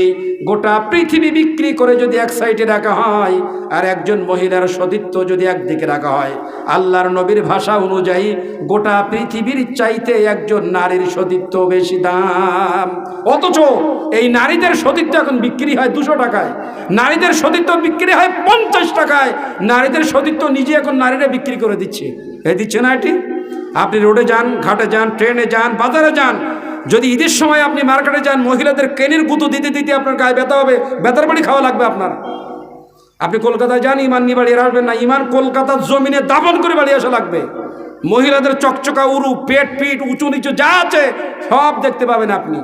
আপনি মুম্বাইতে যান, চেন্নাইতে যান, যত উপরে যাবেন মহিলা তত খোলামেলা, এত খোলামেলা। আল্লাহ তাআলা বললেন ফাতাবারাকাল্লাহু আহসানুল খালিকিন, এত সুন্দর করে অবয় করে তোমাকে আমি দিলাম, এত সুন্দর আল্লাহ সৃষ্টি। আল্লাহ তাআলা বললেন সৃষ্টি জগতের ভিতরে লাকাদ খালাকনাল ইনসানা ফি আহসানি তাকওয়িম, আল্লাহ সৃষ্টি জগতের ভিতরে সবচেয়ে সুন্দর মানুষ। আর মহিলাদের ব্যাপারে আলাদা, মহিলাদের মাথার চুল থেকে পায়ের নিচ পর্যন্ত সব আকর্ষণ। এখন আকর্ষণ সব বিকর্ষণ হয়ে গেছে। সেটা কিভাবে? এই মাঠ, যে মাঠে আপনারা এখন রাত্রি বসে আছেন, এখন এই ইমাম সাহেব আর যারা এখানে এলাকার আপনারা যারা আছেন, যদি এলাকার ভিতরে পাবলিসিটি করা হয়, আগামীকাল সকালবেলা এই মাঠে, যে মাঠে জালসা হয়েছে, এই মাঠে এলাকার থেকে বড় এক পাটা, যার গায়ের ভিতরে বিরাট দুর্গন্ধ, মানে যদি এই পাটার এই রশিটা ধরা হয় তাহলে মেশক আম্বারের মতো গন্ধ আসে নাকি? পাটার কাছ থেকে গন্ধ কি মেশক আম্বারের মতো আসে? তো যদি বলা হয় কাল সকাল 10টায় এখানে এক পাটা প্রদর্শন করা হবে, এলাকার মানুষকে দেখতে আসবে? এলাকার মানুষ বলবে যে পাটা কে দেখে, পাটা তো আমরা সকাল বিকাল দেখি, বলবে না এটা? কিন্তু যদি পাবলিসিটি করা হয়, সুন্দরবন হতে টানা টানা আঁকি স্পটওয়ালা খুব সুন্দর মায়াবী একটা হরিণ দেখানো হবে, 10 টাকা টিকিট, মানুষরা ভেঙে আসবে যে হরিণটা কেমন একটু দেখে আসি। হরিণ পর্দায় থাকে, আল্লাহর পেটের ভিতরে কস্তুরি দিয়েছে, মর্যাদায় মণ্ডিত করেছে, কারণ পর্দায় থাকে তার দাম বাড়ছে, আর পাটার কোনো পর্দা নেই তাই তার দাম নেই। তো যে মহিলা পর্দায় থাকে না, ও পাটার চাইতে খারাপ, ও মহিলার কোনো দাম নেই, আছে নাকি? ওর কোনো দাম নেই, লাস্টে দেখায় ও বিক্রি হয় উল্টো টাকা দিয়ে। আপনি আরব বিশ্বে যান, একটা মেয়ের বিয়ে হচ্ছে না, 30 বছর বয়স, তারপরও মেয়েটার বিয়ে হচ্ছে না, কারণ ওই মেয়েটার যে দেনমোহর ধার্য করা হয়েছে, মনে করেন ভারতের রুপিতে 50 লাখ রুপি, এই 50 লাখ রুপি যতক্ষণ পর্যন্ত মেয়েটাকে না দিতে পারবে ততক্ষণ পর্যন্ত ছেলেটা তার বিবাহ করতে পারবে না। মেয়েদের এত দাম। আর আমাদের দেশের পরিস্থিতি এরম, বাবা মেয়েটা নাও, সাথে 10 লাখ টাকা নাও, বুলেট গাড়ি নাও, প্রাইভেট নাও, বাড়ি নাও, তাও এনে পালাও, আমরা আর পেরে উঠতেছি না এর যন্ত্রণায়। পরিস্থিতি এরম হয়েছে কিনা? মানে সিস্টেমটা পাল্টে গেছে। বলেন তো কেন? আমরা উল্টা সিস্টেমে চলছি তাই। এবার দেখেন হযরত ওমর অতন্ত্র প্রহরীর মতো এই দরজার সাইডে দাঁড়ানো আছে। আমার ভাইরাম, ওমরের উন্মুক্ত তারা বাড়ি, বিচার করবেন এখন, রাতের বেলায় বিচার হয়ে যাবে, আর কেউ নাই। হঠাৎ করে ওই দস্যু এসে গেল দরজার কাছে, যখন পাঁচিল টপকায় দরজার নিকটবর্তী এসে গিয়েছে, আর অমনি হঠাৎ হযরত ওমর তার মাথা ধরে একেবারে এক কোফে শিরচ্ছেদ করে ফেলেছে, দ্বিখণ্ডিত করে। এবার বলা হলো, এই বৃদ্ধ মহিলা তাড়াতাড়ি দরজা খুলে বাতি জ্বালাও, চেরাগ জ্বালাও তো দেখি তাড়াতাড়ি। চেরাগ জ্বালালেন, এবার মুন্ডুটা বাম হাতের ভিতরে ছিল, আলোর কাছে আনলেন, এনে আল্লাহ শুকরিয়া করে বললেন আলহামদুলিল্লাহ। বললেন 1 গ্লাস পানি দাও। 1 গ্লাস পানি পান করলেন, বললেন আগামীকাল তুমি তোমার বৌমা সহ আমার সংসদে আসবে, আমার সংসদ হলো মসজিদে নববী, ওখানে আসবে। তারপর দিন যখন মহিলা, বৃদ্ধ মহিলা বৌমাকে নিয়ে, বেটার বউকে নিয়ে চলে গেল ওমরের নিকট, হযরত ওমর সিংহাসন থেকে স্টেজ থেকে বসে, স্টেজ থেকে উঠে দাঁড়ালেন। এবার সেখানে বৃদ্ধর কাছে গেলেন, যাওয়ার পরে তার গায়ের রুমালটি মহিলার গায়ে দিলেন, দিয়ে বললেন, ও বৃদ্ধ মহিলা শুনে নাও, গতকালকে যখন তুমি আমার কাছে তোমার বৌমার এই যে ইজ্জত অথবা তার সম্মান অথবা তার সতীত্বের ব্যাপারে আমার কাছে নালিশ করেছিলে, আমি ভয়ের চোটে সেইখান থেকে তখনও পর্যন্ত আমি কিছু খেতে পারি নাই। বিচার কিভাবে করব আমি? কারণ ওই সময় আমার ছেলে ছিল বাড়িতে, আমি ভেবেছিলাম নিশ্চয় আমার ছেলে ওই বাড়িতে গিয়েছে, আর এই নিশ্চয় আর কেউ হতে পারবে না। আমি দুশ্চিন্তায় ছিলাম বিচার করতে পারবো কিনা, তাই আমি বলেছিলাম রাতের ভিতরে তোমার বাড়িতে বাতি তুমি জ্বালাবে না। বাতি জ্বালাতে ওই সময় বলেছিলাম, যখন আমার বিচার কাজ সম্পূর্ণ হয়ে গেল, মুন্ডুটা বা মাথা নিয়ে দেখলাম আমার ছেলে না, তাই আল্লাহ শুকরিয়া আদায় করেছিলাম। তোমার কাছে পানি চেয়েছিলাম, ঢকঢক করে পানি পান করেছিলাম, তখনও পর্যন্ত আমি পানি কিছু খাইনি। প্রথম তোমার হাতে পানি খেয়েছিলাম, তারপর থেকে আমি তোমার বৌমাকে আনতে এই জন্য বলেছিলাম, সমগ্র আরব বিশ্বের যত মর্যাদা, যত সম্মান তোমার কদমে রেখে দিলাম। জেনে রাখবে তোমার বৌমার যে ইজ্জত, যে সম্মানের যে দাম, আমি ওমর আমার সিংহাসন এবং গোটা আরব বিশ্বের যত মানুষ আছে, যত ইজ্জত সম্মান আছে, এর চাইতেও বেশি তোমার বৌমার সম্মান বেশি। মর্যাদা দিলেন, সম্মান দিলেন কাদের? নারীদেরকে, মহিলাদেরকে সম্মান দিলেন। কে দিলেন? হযরত ওমর রাদিয়াল্লাহু তাআলা আনহু। এবার আমি আপনাকে বলছি, শোনেন। বিশ্বনবী সাল্লাল্লাহু আলাইহি ওয়াসাল্লাম তিনি বললেন কি, আর আমরা করতেছি কি? আমি যে বক্তব্য বলতেছিলাম যে আপনার মেয়েটা যে স্কুলে যাচ্ছে, মেয়েটার বয়স 15 বছর হয়েছে, 18 বছর হয়েছে, বিবাহ দিবেন ভাব। এই মেয়েটা যখন স্কুলে যাচ্ছে, আপনি বাবা কখনো কোনোদিন বলতে পেরেছিলেন, মা তুমি স্কুলে যাচ্ছ, গায়ে বরখাটা দিয়ে যেতে হবে, মা তুমি স্কুলে যাচ্ছ, মাদ্রাসায় যাচ্ছ, খবরদার বেপরদায় তুমি এখান থেকে বের হয়ে যাবে না, এ কথা কখনো কোনোদিন আপনি আপনার মেয়েকে বলতে পেরেছিলেন? কথা বলেন না কেন? বলতে পেরেছিলেন? আপনি কখনো বলতে পেরেছিলেন আপনার স্ত্রীকে যে আমার বাড়িতে আমি তোমাকে বউ হিসেবে এখানে এনেছি, কখনো কোনোদিন আমার নিয়মের বাইরে বেপরদায় তুমি যদি কোনোদিন চলে যাও, তোমার সাথে সম্পর্ক সেদিন আমি আউট করে দিব। কারণ আল্লাহ তাআলা বললেন, আর রিজালু কাওয়ামুনা আলান নিসা, মহিলাদের উপরে কর্তৃত্বশীল আল্লাহ তাআলা পুরুষদেরকে দিয়েছেন, কিন্তু এখন টেবিল উল্টে গিয়েছে, পুরুষদের উপরে কর্তৃত্বশীল এখন নারীরা হয়েছে। বাড়িতে গেলে হাট আর বাজার করা ছাড়া বাড়িতে কথা বলা যায় না, মহিলাদের কারণে। মহিলাদের কারণে বাড়িতে কথা বলা যাচ্ছে না। এটা হলো জাহিলিয়াত, এটা হলো মূর্খতা, এটা হলো এত বড় ভয়াবহতা, যে ভয়াবহতার শেষ কোথায়? তো বলতেছিলাম এখানে আল্লাহ তাআলা বললেন, ইয়া আইয়ুহাল্লাযীনা আমানু দুখুলু ফিস সিলমি কাফা, হে ঈমানদার তোমরা পরিপূর্ণভাবে ইসলামে প্রবেশ করো। এখন ইসলামটাকে আমি আজও চিনি। যে কথা বলতেছিলাম, সালাতের ভিতরে বলেছিলেন ইয়াকা না'বুদু, কোন ব্যক্তি যদি এসব সালাতের ভিতরে দাঁড়াই বলে ইয়াকা না'বুদু, শপথ করলাম আল্লাহ আমি আপনার পরিপূর্ণ ইবাদত করি, আপনার আনুগত্য করি, আপনার গোলামি করি, ওয়া ইয়াকা নাস্তাঈন, আপনার সাহায্য এবার আমি চাই। এ কথা আপনি বলার পরে আপনার মেয়ে যদি বেপরদায় যায়, আপনার ইয়াকা না'বুদু টিকেনি। ওয়াল্লাহি আল্লাহর কসম করে বলছি, আপনি ধোঁকা দিয়েছেন, মুনাফিকি করেছেন আল্লাহ তাআলার সাথে, নেফাকি করেছেন আল্লাহ তাআলার সাথে। আপনার ইয়াকা না'বুদু ঠিক নাই। ইয়াকা না'বুদু বলে যদি কোনো ব্যক্তি হারাম সুর খায়, ইয়াকা না'বুদু বলে যদি কোনো মেয়ের মেসেজের সাথে মেসেজিং করে, ইয়াকা না'বুদু বলে যদি কোনো বেগানা নারীর দিকে তাকায়, ইয়াকা না'বুদু বলে যদি কোনো ব্যক্তি কোনো ব্যক্তির মিথ্যা অপবাদ দেয়, ইয়াকা না'বুদু বলে কোনো ব্যক্তির যদি তহমাত করে, তাহলে সালাতের ভিতরে ইয়াকা না'বুদু টিকে নাই। তার মানে আজও পর্যন্ত ওই ব্যক্তি ধর্মের উপরে আছে কিনা সন্দেহ আছে।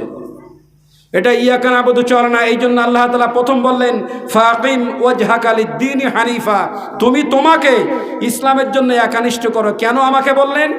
এর বিরাট একটা গবেষণা আছে। ইয়াকা ফাকিম ওয়াজহাকা লিদ-দীনি হানিফার কি গবেষণা আছে? আল্লাহ তাআলা আমাকে এই জন্য আগে ইসলামের প্রতি পরিপূর্ণ প্রবেশ এই জন্য করতে বললেন, একানিষ্ঠ এই জন্য করতে বললেন, আমার মাধ্যমে এই পৃথিবীতে আমার বিরাট বংশধর আসবে, আমার পরম্পরা পৃথিবীতে আসবে। আমার পরম্পরা কারা? আমার সন্তান। আমার সন্তান আমাকে দিকে প্রভাবিত হয়, আমার মেয়ে আমাকে দিকে প্রভাবিত হয়। আপনার স্ত্রী হলো পৃথিবীর সর্বশ্রেষ্ঠ কারখানা, সর্বশ্রেষ্ঠ কারখানা হলো আপনার স্ত্রী। আপনি কি তো জানেন এই পৃথিবীতে আমি গায়ে একটা রুমাল আছে আমার মাথার উপরে, ভিতরে একটা টুপি আছে, গায়ে একটা পাঞ্জাবি আছে, একটা কোট দেওয়া আছে। এই সিটগুলো যেখানে তৈরি হয় সেখানে একটা শিল্প এলাকা, একটা কারখানা আছে। ওই কারখানার ভিতরে সামান্য একটা সিট তৈরি হয়। এই সিট যেখানে তৈরি হয় ওই সিটের ওইখানে, ওই কারখানার দরজার মুখে ওইখানে হাই সিকিউরিটি ব্যবস্থা আছে, বাইরের কোনো ব্যক্তি প্রবেশ করতে পারে না। সিসিটিভি আছে ওখানে, সিসি ক্যামেরা আছে ওখানে, নির্দিষ্ট ওয়ার্কার আছে, এমপ্লয়ি আছে, যারা ওখানে নিয়ম মেনে সেখানে কাজ করে, নির্দিষ্ট 8 ঘন্টা ডিউটি পালন করে, এর আগেও বের হতে পারবে না। আবার সেই কারখানার পোশাক রয়েছে, নিয়মের বাইরে তারা যেতে পারে না। বলতেছিলাম সামান্য একটা পোশাক তৈরির কারখানায় এত নিয়ম যদি থাকে, তাহলে এই পৃথিবীতে সর্বশ্রেষ্ঠ কারখানা আপনার স্ত্রীর পেটকে আল্লাহ নির্ধারণ করলেন। আপনার স্ত্রীর পেটকে আল্লাহ এত দামি কারখানা বললেন, ওই দামি কারখানার সিকিউরিটির ব্যবস্থা কি করলেন আপনি? বলুন, আপনি কি ইসলামের উপরে এখনো উঠতে পেরেছেন?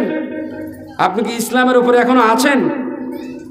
সামান্য একটা কাপড়ের কারখানার এত হাই সিকিউরিটি যদি থাকে, এই এলাকার যে ভাইদের বাসায় এসছি এনাদেরও কারখানা আছে, কারখানার নির্দিষ্ট একটা নিয়ম, একটা রুলস আছে, রুলসের বাইরে যাওয়া যায় না।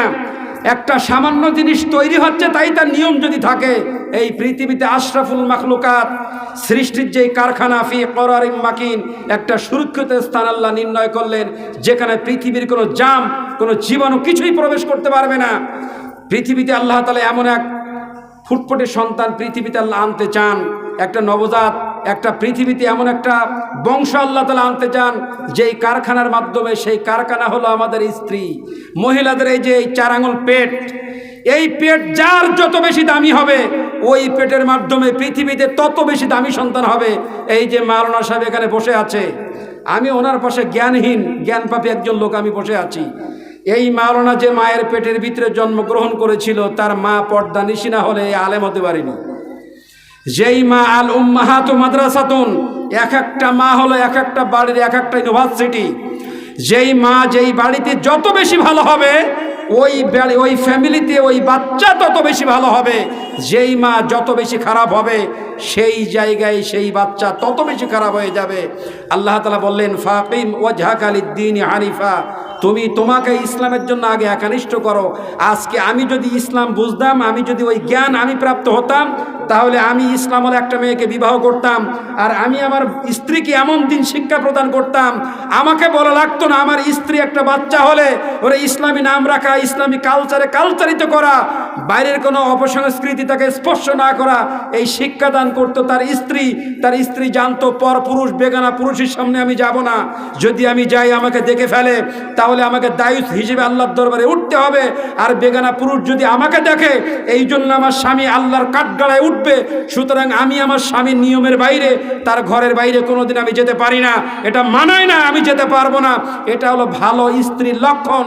আর আমরা করি কি, স্বামীর মুভমেন্ট যদি ভালো হয়, তখন আমরা বলি তোমার তো মুভমেন্ট আজ ভালো, টাকা পয়সা মোটামুটি এই মাসে হয়েছে, চলো না আমরা একটু ঘুরে আসি। মায়েশা রাদিয়াল্লাহু তাআলা আনহা থেকে একটা হাদিস বর্ণনা করা হয়েছে, সহিহ মুসলিমের ভিতরে এসেছে যে আল্লাহ রাসূলের চেহারা যখন খুব ফুটফুটে থাকতো, খুব হাস্যোজ্জ্বল থাকতো, তখন মায়েশা বলতেন, ইয়া রাসূলুল্লাহ, আপনি আমার জন্য দোয়া করেন। তো তখন বলতে, আয়েশা কি দোয়া করব? তখন বলতে, আপনার মনে যা আছে তাই দোয়া করেন।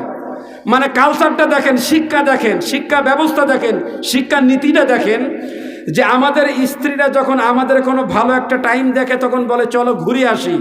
আর মা আয়েশা আল্লাহ রাসূল সাল্লামকে বলতেন, আপনার এখন ফুরফুরে মেজাজ আছে, ইয়া রাসূলুল্লাহ, আপনি আমার জন্য আল্লাহর কাছে দোয়া করুন। কি দোয়া করবো আয়েশা? আপনার মনে যেটা লাগে সেটাই দোয়া করেন। আল্লাহ রাসূল সাল্লাম তখন মা আয়েশার জন্য দোয়া করতেন, আল্লাহ আয়েশাকে ইহকালে এবং পরকালে মাফ করে দাও, তার জন্য তার হিসাব সহজ করে দাও। আয়েশা খুব হাসতেন, এত হাসতেন, এত হাসতেন, এত আনন্দ করতেন আল্লাহ রাসূলের এই দোয়া শুনে। আর আমাদের স্ত্রীগুলো বলে যে চলো না বাইরে যাই, আপনি যদি বলেন না আমি এখন বাইরে যাব না, খুব পেরেশানিতে আসি, তাৎক্ষণিক স্ত্রী ঘুরে যাবে, সাথে সাথে আপনাকে মুখ ভ্যাকসাই চলে যাবে, তোমার বাড়িতে এসে কোনোদিন শান্তি পেলাম না। স্ত্রী যদি দিনদার হতো তাহলে একথা বলতো না, কখনো কোনোদিন আপনাকে কথা বলতে পারতো না। এই জন্য আল্লাহ তাআলা বললেন, তুমি তোমাকে আগে ইসলামের জন্য একনিষ্ঠ করো। আপনি যেরকম ঢেপনা, আপনি নিছেন এক ঢেপনি, দুটো মিলে এমন একাকার করে যে বাচ্চা পৃথিবীতে আনেছেন, সেই বাচ্চা আরেক ঢেপনি। তার মানে হলো এটাই, এই বাচ্চার বয়স 8 বছর 9 বছর বাচ্চা যেন কেমন কেমন করে। এই বাচ্চা এখানে এই মাত্র 3 মাস বয়স, 4 মাস বয়স, বাচ্চার সামনে মোবাইল ধরা আছে, এভাবে মোবাইল থেকে যদি মুখ সরায় তাহলে বাচ্চারা ভাত খায় না। খাবারটা আল্লাহ তাআলার একটা রিজিক, কিন্তু আমরা আমাদের দ্বীনি শিক্ষাটা ঘর থেকে এমনভাবেই বিতাড়িত করে ফেলেছি যে আমরা আমাদের বাচ্চাদেরকে নিজে হাতে করে দার্জালের সৈনিক তৈরি করে দিলাম। দার্জালের সৈনিক আমি আমার বাচ্চাকে করে দিচ্ছি, আমি জানি না। দার্জালের মানে ছাত্র আমার বাচ্চাকে আমি করে দিলাম। সেটা কিভাবে? 7 মাস বয়স যখন একটা মা তার গর্ভের ভিতরে একটা বাচ্চা যায়, তখন ভ্রূণ খুলে যায়, কান খুলে যায়। তো এখন কি হবে? বাচ্চার বয়স যখন 7 মাস আপনার স্ত্রীর গর্ভে, তখন আমাদের মনটা বিরাট, স্ত্রীর প্রতি ভালোবাসা আরও দ্বিগুণ বেড়ে যায়। তার হাতের কাজ করতে দেই না, তার ভারী কাজ করতে দেই না, কাপড় কাচতে দেই না, কাকে কলস ওঠাতে দেই না, তাকে আস্তে আস্তে চলাফেরা করার জন্য নির্দেশ দেই, ফল ফ্রুট খাওয়াই।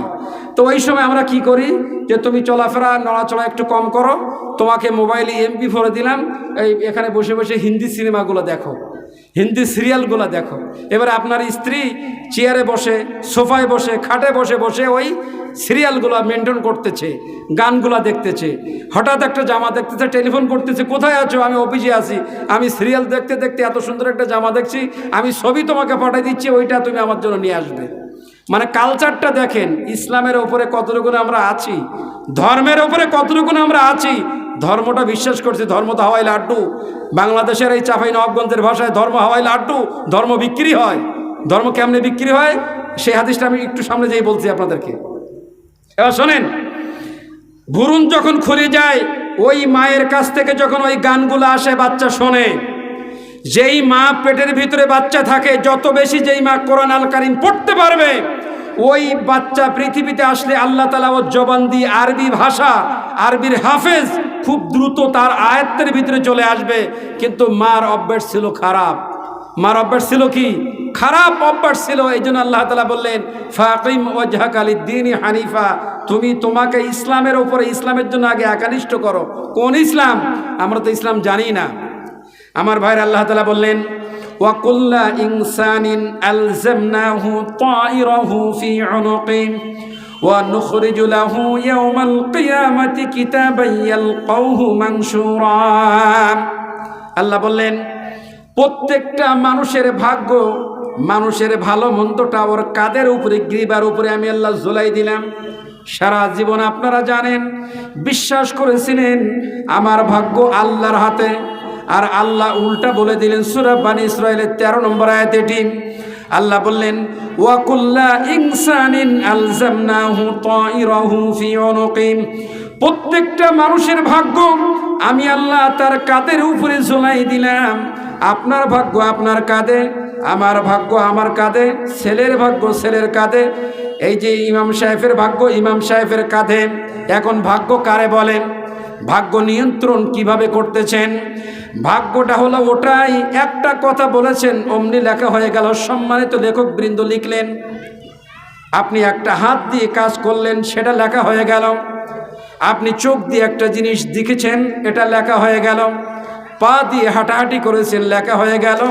জবান দিয়ে কথা বলে ফেলেছেন, এটা লেখা হয়ে গিয়েছে। ওইগুলা, ওই ভাগ্যগুলা, ওই ভাগ্যের চাবিকাঠিটা আল্লাহ আপনার কাঁধের উপরে দিলেন। ওটা নিয়ন্ত্রণ করার জন্য আল্লাহ আমাদেরকে দিয়েছেন কি? জ্ঞান, আকল, বিবেক, বুদ্ধি দিয়েছেন। ওই বিবেক বুদ্ধি দিয়ে আমরা আমাদের ভাগ্যটাকে মডিফাই করতে পারি। এখন বিবেক বলতে তো আমাদের কিচ্ছু নাই, বিবেক তো মঙ্গল গ্রহে চলে গেছে। আমাদের ভিতরে বিবেক বুদ্ধি বলতে কিচ্ছু নাই। বিবেক তো ওদের বলা হয়। সমাজের ভিতরে অন্যায় হচ্ছে, ইমানের প্রথম ধাপ, বিবেকওয়ালা ব্যক্তি, ইমানদার ব্যক্তি যদি থাকে, সমাজের ভিতরে যদি অন্যায় হয় তাহলে আগে বাধা দিতে হবে, এর নাম বিবেকবান ইমানদার ব্যক্তি। সূরা আনফালের 25 নম্বর আয়াতে আল্লাহ বললেন, ওয়াত্তাকু ফিতনাতাল লা তুসিবান্নাল্লাযীনা যালামু মিনকুম খাসসা। আল্লাহ বললেন, ও দুনিয়ার মানুষ, ওই আযাবকে, ওই বিপদকে ভয় করো, যেই বিপদ শুধু জালিমদেরকে ধরবে না। এই গ্রামের ভিতরে 30,000 মানুষের বসবাস আছে, মনে করেন 30,000 মানুষ বসবাস করে। এই 30,000 মানুষকে নিয়ন্ত্রণ করে 4 জন মানুষ। 30,000 মানুষকে নিয়ন্ত্রণ 4 জন মানুষ করেছে। ওই 4 জন মানুষ হলো জালেম। 4 জন মানুষ কি? জালেম। ওই 4 জন যদি জালেম হয়, আর 30,000 মানুষ যদি জালেমদের কর্তৃত্ব মেনে নিয়ে নেয়, আল্লাহর ভাষা অনুযায়ী সূরা আনফালের 25 নম্বর আয়াতের ব্যাখ্যা অনুযায়ী আল্লাহ তাআলা বললেন, ওই আযাবকে ভয় করো, ওয়াত্তাকু ফিতনাতাল লা তুসিবান্নাল্লাযীনা যালামু মিনকুম খাসসা। ওই আযাবকে ভয় করো, বিপদকে ভয় করো, যেই আযাব আর যেই বিপদ শুধু জালিমদেরকে ধরবে না।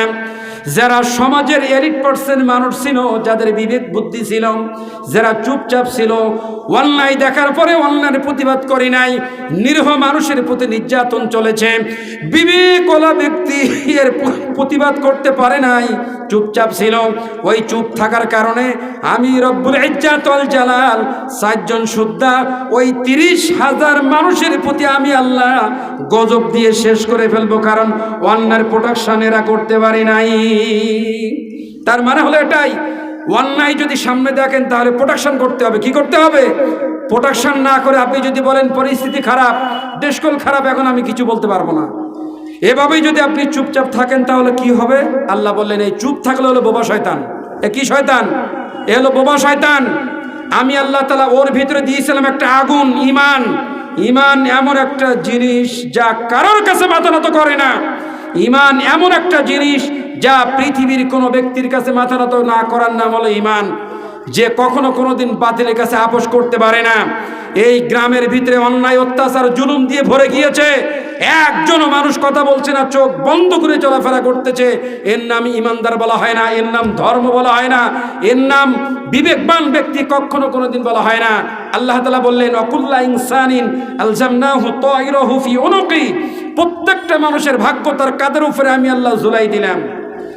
ভাগ্য নিয়ে কিয়ামতের মাঠে উঠবে। অনুখরিজ লাহু ইয়াউমাল কিয়ামাতি কিতাবান ইয়ালকাউহু মানশুরা, আর কিয়ামতের মাঠে যখন উঠবে আমি আল্লাহ তাআলা ওর সারা জীবন সেই কিতাব ওর সামনে পেশ করানো হবে। নজরানা সহিত দেখো সারা জীবন তুমি যা করেছিলে সেটা হলো এই। আল্লাহর কি গুণগান করেছিলে, দুনিয়ার মতবাদের পিছিয়ে তুমি কিভাবে গুণগান করেছিলে, উভয় তোমার সামনে এখানে পেশ করা হলো। তুমি দেখো তো দেখি এটা কার। আর মানুষদেরকে তখন বলা হবে ইকরা কিতাবাক কাফা বিনাফসিকাল ইয়াউমা আলাইকা হাসিবা, আজকে তোমার জন্য তুমি, তোমার বিচারক তুমি, তোমার নতুন করে বিচারক লাগবে না, কোনো উকিল মোহরি কিছুই লাগবে না। আমি আল্লাহ নির্দেশ করতেছি, এবার তোমার আমলনামা তুমি পড়ো। আমার ভাইরা, এই আমলনামা দেখার পরে মানুষরা কিয়ামতের মাঠে বলবে লা ইউগাদিরু সগীরাতান ওয়ালা কাবীরাতান ইল্লা আহসাহা, সূরা কাহাবের 49 নম্বর আয়াতে এটি। আল্লাহ তাআলা সেদিন বলবেন, অপরাধীরা বলবে হায় আফসোস, এটা কেমন এক কিতাব, লা ইউগাদিরু সগীরাতান ওয়ালা কাবীরাতান ইল্লা আহসাহা, এমন কোনো ছোট পাপ নেই, এমন কোনো বড় পাপ নেই যা এর ভিতরে ধরা খায়নি, সবটাই এর ভিতরে রয়েছে। আমার ভাইরা, আর আল্লাহ তাআলা বললেন কোন মানুষের প্রতি আমি আল্লাহ জুলুম করিনি, জুলুম করব না। প্রিয় ভাইরা আমার, বলতেছিলাম আজকে যেখানে যে অবস্থায় আপনি আছেন, বলুন তো দেখি যেই ধর্ম আল্লাহ আমাকে দিয়ে পৃথিবীতে প্রেরণ করেছিলেন, ওই ধর্মের কতটুকুন কাজ আমি করতে পেরেছি, ধর্ম কতটুকুন মানেছি, আর ধর্ম কতটুকুন বুঝি আমি। ধর্ম কি আমি বুঝে মানছি নাকি আন্দাজে মানতেছি? আন্দাজে তো ধর্ম পৃথিবীতে আসে না। আল হাক্কু মির রব্বিক ফালা তাকুনান্না মিনাল মুমতারিন, তোমার রব হলো হক, রবের পক্ষ থেকে হক এসেছে। ফালা তাকুনান্না মিনাল মুমতারিন, সন্দেহকারীদের অনুসরণ করা যাবে না। ধর্মে সন্দেহ নেই, ও কি করলো, এ কি করলো, আমি কি করলাম, কি করতেছি না করতেছি আল্লাহ জানে, করে যাই, আল্লাহ যা ইচ্ছা তাই করবে, এমন নয়। আমাদের ধর্ম সন্দেহের ধর্ম নেই। এখন এই ধর্মটা পৃথিবীতে বিক্রি হয়ে যায়। এই পৃথিবীতে দুই ক্যাটাগরির ব্যক্তি ছিল যাদেরকে আল্লাহ তিরস্কার করেছেন, ইহুদি আলেম আর খ্রিস্টান আলেম। এই পৃথিবীর মানুষদেরকে ধর্মটাকে গোপন করেছিল তারা। ধর্ম গোপন করার কারণে আল্লাহ তাদেরকে তিরস্কার করেছেন, অভিশাপ দিয়েছেন। আল্লাহ তাআলা বললেন ইয়া আহলাল কিতাব লিমা তালবিসুনাল হাক্কা বিল বাতিল ওয়া তাকতুমুল হাক্কা ওয়া আনতুম তা'লামুন। আল্লাহ তাআলা বললেন সূরা আলে ইমরান 71 নম্বর আয়াত এটি। আল্লাহ বললেন হে আহলে কিতাব। আহলে কিতাব কাদেরকে বলা হয়? ইহুদি আলেম। এখন ওই যে প্যালেস্টাইনে, মানে এই যে ফিলিস্তিনে, গাজায় মিনিমাম 20 লক্ষ মুসলিম নরনারীর বাস আছে ওখানে। সংখ্যা অনুযায়ী, পরিসংখ্যান অনুযায়ী দেখাচ্ছে এটা। গোপন কি আছে আল্লাহ ছাড়া কেউ জানে না, কারণ মিডিয়া, এই ফেসবুক আমাদের তৈরি না, ইউটিউব আমাদের তৈরি না, ইনস্টাল আমাদের তৈরি না, হোয়াটসঅ্যাপ আমাদের তৈরি না। এইখান থেকে ভেসে যে কথাগুলো আসে তাই আমরা বিশ্বাস করি, আবার বিশ্বাস করি না, এটা আমাদের হাতে কিছু নাই।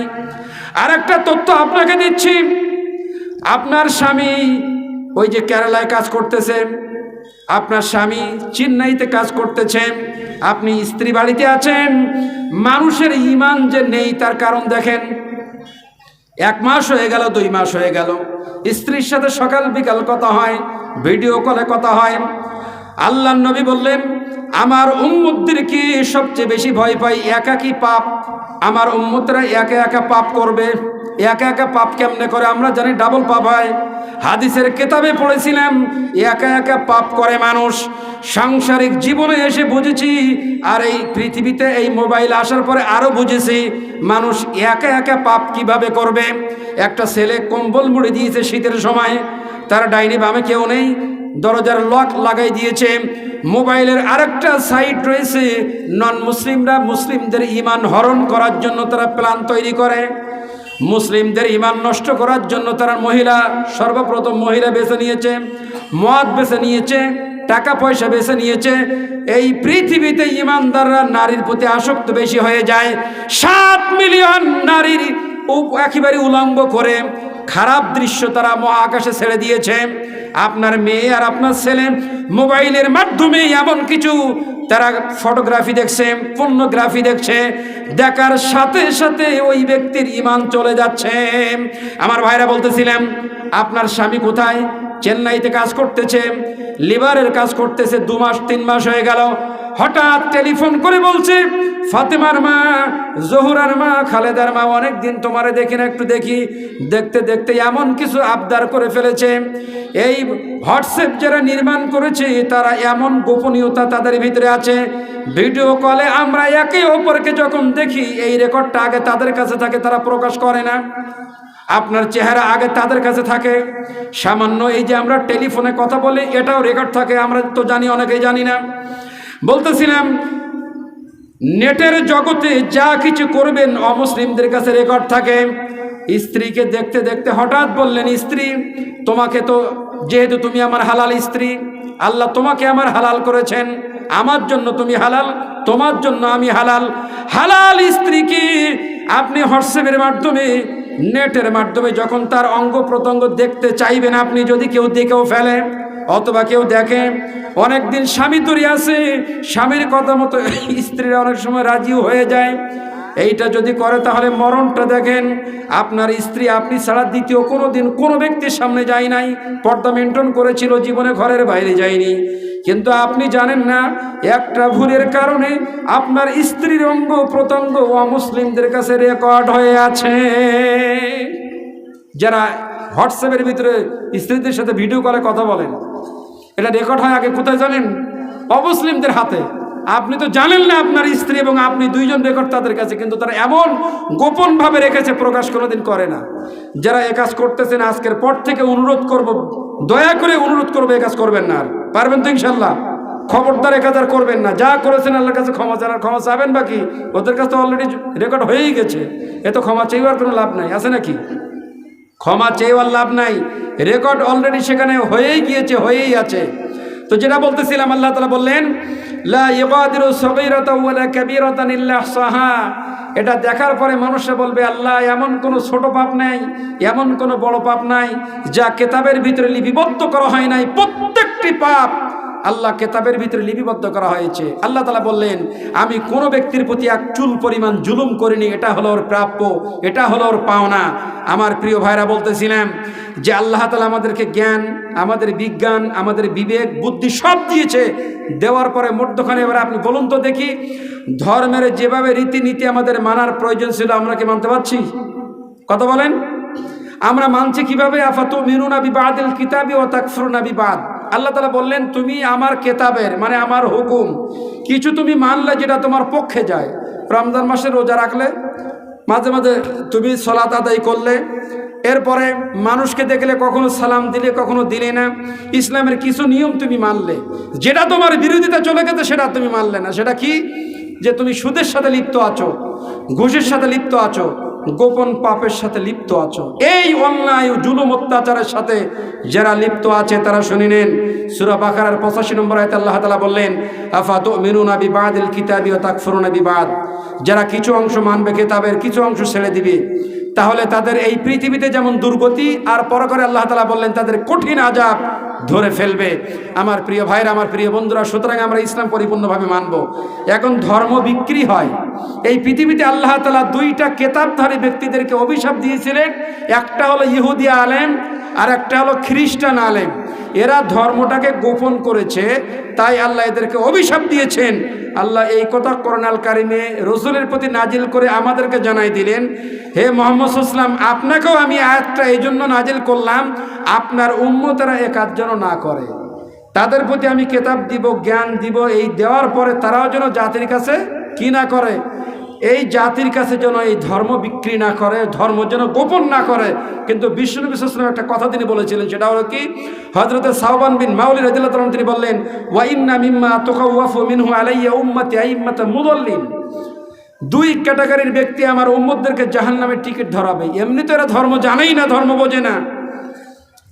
ধর্ম তো জানে না, তেমন ধর্ম বোঝে না। হুজুর যেভাবে বলে সেভাবে চলে, বড় হুজুর যেভাবে বলছে সেভাবে চলছে। শুনে নেন, এই পৃথিবীতে একজন ব্যক্তির কথায় দিন চলে, ইসলাম চলে, তিনি হলেন মুহাম্মদ সাল্লাল্লাহু আলাইহি ওয়াসাল্লাম। পৃথিবীর কোনো ব্যক্তির কথায় বংশ পরম্পরা দিয়ে ধর্ম চলে না।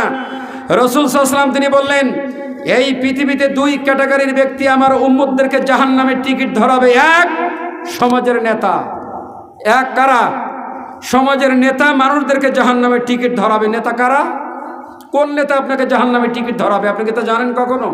নেতা কারা বলে দেখেন, আল্লাহ তাআলা বললেন, وَإِذِ ابْتَلَى إِبْرَاهِيمَ رَبَّهُ بِكَلِمَاتٍ فَأَتَمَّهُنَّ قَالَ إِنِّي جَاعِلُكَ لِلنَّاسِ إِمَامًا قَالَ وَمِنْ ذُرِّيَّتِي قَالَ لَا يَنَالُ عَهْدِ الظَّالِمِينَ। আল্লাহ তাআলা বললেন, হে মুহাম্মদ সাল্লাল্লাহু আলাইহি ওয়াসাল্লাম, স্মরণ করো ওই সময়ের কথা যখন আমি ইব্রাহিমকে কিছু বাক্য দ্বারা পরীক্ষা করেছিলাম, পরীক্ষা নিয়েছিলাম। ইব্রাহিম পরে সেই বাক্য বা সেই পরীক্ষা তিনি পাশ করে গেলেন। তখন আমি আল্লাহ তাআলা ইব্রাহিমকে বললাম, ইব্রাহিম, আমি তোমাকে ইমাম বানাতে চাই, লিডার বানাতে চাই। কার? মুসলিম মিল্লাতের আমি তোমার নেতা বানাতে চাই। ওই সময় হযরতে ইব্রাহিম তিনি বলেছিলেন, আল্লাহ আমাকে একা নেতা বানাবে নাকি? ক্বালা আমিন যুররিয়াতি, আমার পরবর্তী প্রজন্ম, আমার সন্তানাদি এদেরকেও কি নেতা বানাবে না? এরা কি নেতা হবে না?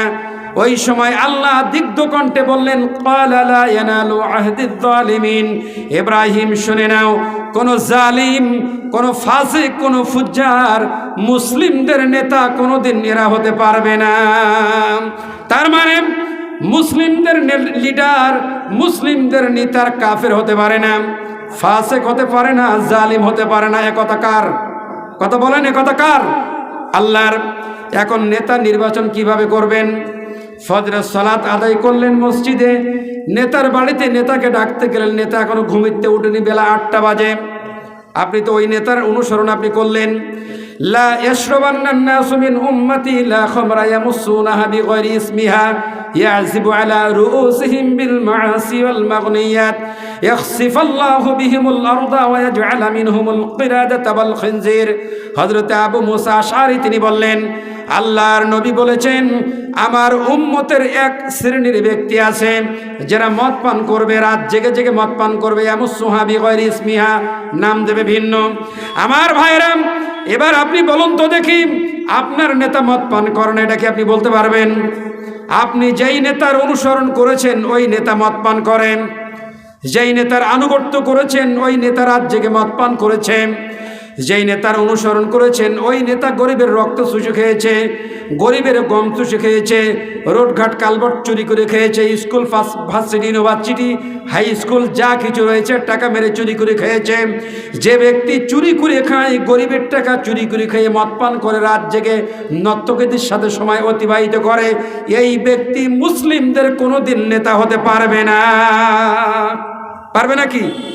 আমার ভাইরা, নেতা কারে বলে দেখেন। হযরত ওমর রাদিয়াল্লাহু তাআলা আনহু দিনের বেলায় আমিরুল মুমিনিন, রাতের বেলায় ছিলেন তিনি চৌকিদার, যার কোনো সিকিউরিটি ছিল না। অদ্য জাহান, অদ্য পৃথিবীর যিনি খলিফা, যার একটা পরিমাণ কোনো সিকিউরিটির ব্যবস্থা নাই। আপনার এলাকার এমএলএ, আপনার এলাকার এমপি জীবনে কোনোদিন আপনার এলাকায় সিকিউরিটি ছাড়া আসতে পারবে না ভয়তে। কারণ ও জানে সিকিউরিটি ছাড়া যদি জনগণের কাছে যায়, জনগণ কিল ঘুষি দিয়ে মেরে দিবে। কারণ জনগণের হক নষ্ট করেছিলাম, হক আদায় করিনি, যার কারণে জনগণের কাছে একা একা আসতে ভয় করে। কথা বলুন না কেন? একা আসে না, আসে নাকি? আমার ভাইরাম, বিশ্বনবী তিনি বললেন, আমার উম্মতদেরকে কোন নেতা জাহান্নামের টিকিট ধরাবে দেখেন, আর নেতা কারে বলে এটাও দেখেন। হযরত ওমর দিনের বেলায় আমিরুল মুমিনিন, রাতের বেলায় তিনি ছিলেন চৌকিদার। কেমন চৌকিদার দেখেন? মানুষের দুয়ারে দুয়ারে যেতেন, কার বাড়ি খাওয়া নাই, কার বাড়ি চাল নাই, কার বাড়ি অভাব আছে, তিনি ঘুরে ঘুরে দেখতেন, ঘুরে ঘুরে বাড়িতে বাড়িতে দেখতেন। হযরত ওমর একটা দিন তিনি চিন্তা করলেন যে প্রত্যেক দিন লোকালয় থাকি, আজকে লোকালয় বাইরে যাব, যেইখানে কোনো জনমানব নাই, আমি মরু প্রান্তের দিকে যাব, যেই দিকে কোনো জনমানব নাই দেখি ওখানের পরিস্থিতিটা কি আমি দেখতে চাই। হযরত ওমর রাতের বেলায় একটা তরবারি নিয়ে, সে সময়ের নিয়ম ছিল নিজেকে রক্ষা করার জন্য একটা তরবারি রাখা লাগতো। একটা তরবারি নিয়ে তিনি মরু প্রান্তের দিকে একা একা ঘোড়া ছোটাই দিলেন। জীবনের কোনো ভয় পেলেন না তিনি। ওয়ালাম ইয়াখশা ইল্লাল্লাহ, আল্লাহ ছাড়া পৃথিবীতে কোনো ব্যক্তির কাছে তারা ভয় পেতেন না, কারণ তারা পাক্কা ঈমানদার ছিলেন। তারা জানতেন আমাদের নিরাপত্তার দায়িত্ব আল্লাহ তাআলা দান করবেন। আমার ভাইরাম, হযরত ওমর মিট মিট মিট মিট করে জ্যোৎস্না আছে মরু প্রান্তের দিকে হাঁকাইছেন ঘোড়া। যেতে যেতে যেতে যেতে অনেক দূরে গেলেন, লক্ষ্য করে দেখলেন দূর থেকে মিট মিট করে মরু প্রান্তের ভিতরে আলো জ্বলছে। সাহারা মরু প্রান্তের ভিতরে এভাবেই করে কেন আলো জ্বলছে? কোনো অতর্কিত বাহিনী আমারে হামলা করতে পারে, ভয় তিনি করলেন না। আবার ঘোড়া নিয়ে তিনি ছুটলেন। যেতে যেতে যেতে যেতে যখন নিকটবর্তী হলেন, এবার কাছাকাছি তাম্বুর কাছাকাছি যখন গেলেন, যে দেখলেন সেখান থেকে মৃদু কণ্ঠস্বরে কাতর কণ্ঠে বাচ্চাদের কান্নার আওয়াজ আসছে। এ কান্নার আওয়াজ যখন আসছেন, হযরত ওমরের ঘোড়া ধীর গতি লাগাই দিলেন, আরও আস্তে আস্তে করে কাছাকাছি গেলেন। একেবারে তাম্বুর কাছাকাছি যখন গেলেন, যাওয়ার পরে লক্ষ্য করে দেখলেন অনেকগুলো বাচ্চা আছে, তারা খুব কান্নাকাটি করতেছেন, আর একজন মহিলা তাদেরকে সান্ত্বনা দিচ্ছেন। হযরত ওমর ঘোড়ার থেকে নামলেন, তাম্বুর কাছে গেলেন। তাঁবুর কাছে যখন গেলেন, যে দেখলেন একজন মহিলা কি যেন জাল দিচ্ছে।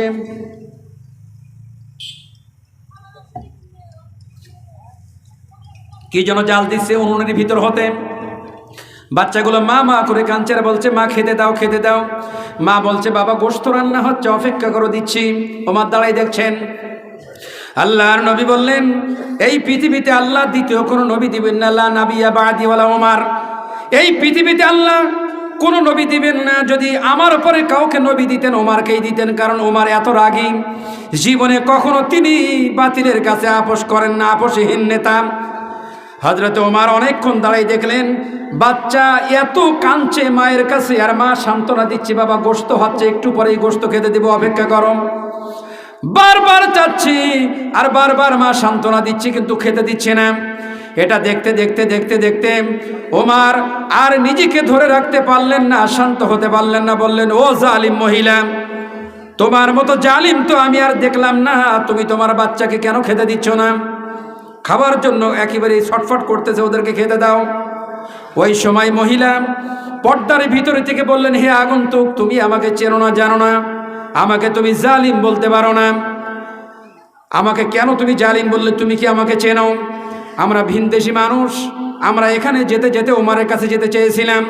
আমার দেশের ভিতরে দুর্ভিক্ষ দেখা দিয়েছে, আমরা কয়েকদিন পর্যন্ত এভাবেই করে পথ চলতেছি। আমার কাছে খাদ্য বলতে পানি ছাড়া আর কোনো খাদ্য খাবার নাই। আমরা যেতে যেতে ওমরের কাছে যেতে চেয়েছিলাম, মদিনার আমিরুল মুমিনিন ওমরের কাছে। শুনেছি এমন দয়ার বাদশা তিনি, এমন দয়ার আমিরুল তিনি, তার কাছে কোনো ব্যক্তি, ক্ষুধার্ত ব্যক্তি যদি যায় তিনি ফেরত দেয় না, এই বিশ্বাস নিয়ে এসেছিলাম।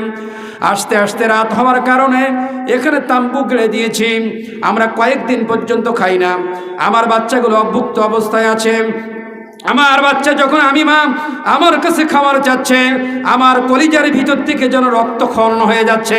আমি মা সহ্য করতে পারছি না, তাই মরু প্রান্তের ভিতরে কিছু নুড়ি পাথর এনে আমি জাল দিয়ে বাচ্চাদেরকে সান্ত্বনা দিচ্ছি, আর বলতেছি, বাচ্চা বাবা অপেক্ষা করো, একটু পরেই গোশত হলে খেতে দেবো তোমাদেরকে, একটু অপেক্ষা করো তোমরা। তাই এভাবেই করে সান্ত্বনা দিচ্ছি, যাতে করে ক্লান্তি সহকারে বাচ্চারা ঘুমাতে পারে। তুমি আমাকে জালিম বলতে পারো না, আমি জালিম নই। হযরত ওমর শোনার সাথে সাথে এক সেকেন্ড দেরি করলেন না, ঘোড়ার উপরে চড়লেন, ঘোড়া নিয়ে চলে গেলেন বাইতুল মালের কাছে। ওই সময় বাইতুল মালের যিনি দায়িত্বপ্রাপ্ত, যিনি অর্থমন্ত্রী ছিলেন, হযরতে আসলাম রাদিয়াল্লাহু তাআলা আনহু, আসলামকে বললেন, আসলাম রে, দেরি করিস না, তাড়াতাড়ি বাইতুল মালের দরজা খুলে দে। মরু প্রান্তের ভিতরে যে আমি ওমর যে দৃশ্য দেখে এসেছি, যদি কোনো কিছু ঘটে যায়, আমি ওমর আল্লাহর দরবারে হিসাব দিতে পারবো না। তাড়াতাড়ি দরজা খুলে দে। দরজা খুলে দেওয়া হলো, আটা নেওয়া হলো, আলু নেওয়া হলো, ডাল নেওয়া হলো, বস্তার ভিতরে দিয়ে মুখ আটকাই দেওয়া হলো। এবার বললেন, ওমর এটা আমার কাঁধের উপরে দিয়ে দাও। আসলাম বললেন, আমিরুল মুমিনিন নেওয়ার জন্য গোলাম তো দাঁড়িয়ে আছে, আমার কাছে দেন আপনি।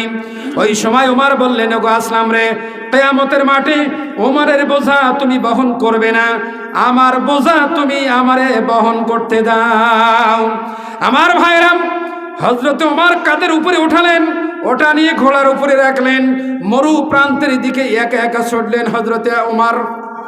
যেতে যেতে যেতে যেতে তাম্বুর কাছে গেলেন, যে বললেন, মা, রাতের ভিতরে ভালো কোনো ব্যবস্থা করতে পারি নাই, সামান্য কিছু ব্যবস্থা করেছে, শীঘ্রই আপনি তাড়াতাড়ি এটাকে আটার থেকে আপনি রুটি তৈরি করুন, আর আমি ডাউল এনেছি, আলু এনেছি, একটু তরকারি করে বাচ্চাদেরকে খেতে দেন। তখনও পর্যন্ত বাচ্চারা ক্ষুধার যন্ত্রণায় কান্নাকাটি করতেছেন। হযরতে ওমর ভিতরে প্রবেশ করলেন, কাজে সহযোগিতা করলেন, রুটি তৈরি করা হয়ে গেল। হযরতে ওমর বাচ্চাদেরকে নিজের উরুর উপরে বসালেন, আর এইভাবে করে রুটিগুলো ছোট্ট ছোট্ট করে কেটে কেটে তরকারির সাথে মিশায় গালের ভিতরে ঢুকাচ্ছেন, মাথায় হাত দিয়ে বলছেন, আরে বাচ্চাগুলা কয়েকদিন পর্যন্ত না খাওয়া ছিল, কত কষ্ট না পেয়েছে, এভাবে বলছেন আর কান্নাকাটি করতেছেন। আড়াল থেকে এই দৃশ্য মহিলা যখন দেখছে, ওমরের চোখ দিয়ে টপ টপ করে পানি পড়ছে। ওই সময় মহিলা আল্লাহর কাছে দোয়া করতেছেন, তাঁবুর ভিতরে ওমর আছে, আল্লাহ, এই মদিনার বাদশা, মদিনার ওমর, মদিনার খলিফা উমর না হয়ে যদি এই আগন্তুক ব্যক্তি হতো, মদিনার প্রত্যেকটা মানুষের ভাগ্য আল্লাহ আরো খুলে যেত। ওই সময় ওমর বললেন, ওগো মা, কালকে তুমি বাদশার কাছে আসো, ওমরের কাছে আসো, দেখি তোমার জন্য কোনো ব্যবস্থা করতে পারি কিনা, একটু চেষ্টা করে দেখি আমি। যখন তারপর দিন চলে গেলেন ওমরের কাছে, যিনি সিংহাসনে চেয়ারে বসে গেছেন উনি আর কেউ নয়, রাতের বেলায় যিনি খাবারের ব্যবস্থা করেছিলেন, দিনের বেলায় তিনি হলেন আমিরুল মুমিনিন হযরতে ওমর। এর নাম নেতা। এর নাম কি? এর নাম হলো নেতা। আপনি বলুন তো দেখি আপনার নেতা এমন নেতা কিনা? এমন নেতা পাইছেন আপনি? আমার ভাই, আল্লাহ নবী বললেন, ওয়াইন্না মিম্মা তুকাওয়াফু মিনহু আলাইয়া উম্মতি আইম্মাতাম মুদাল্লিন, দুই শ্রেণীর ব্যক্তি আমার উম্মতদের জাহান্নামের টিকিট ধরাবে। তার এক নাম্বার হলো সমাজের নেতা। যেই নেতা মিথ্যা কথা বলবে, যেই নেতা পরচর্চা করবে, যেই নেতা জাতিদেরকে ধোঁকা দেয়, এ কোনোদিন নেতা হতে পারে না। আল্লাহর নবী বললেন, ওই সময় আল্লাহ ওই জাতির প্রতি লানত দেন, আল্লাহ গোসা হয়ে যান। যেই নেতা হলো জালেম, আর তার অধীনস্থ ব্যক্তিরা বলে আমার নেতা ভালো, নেতাদেরকে মোস্ট ওয়েলকাম জানাতে থাকে।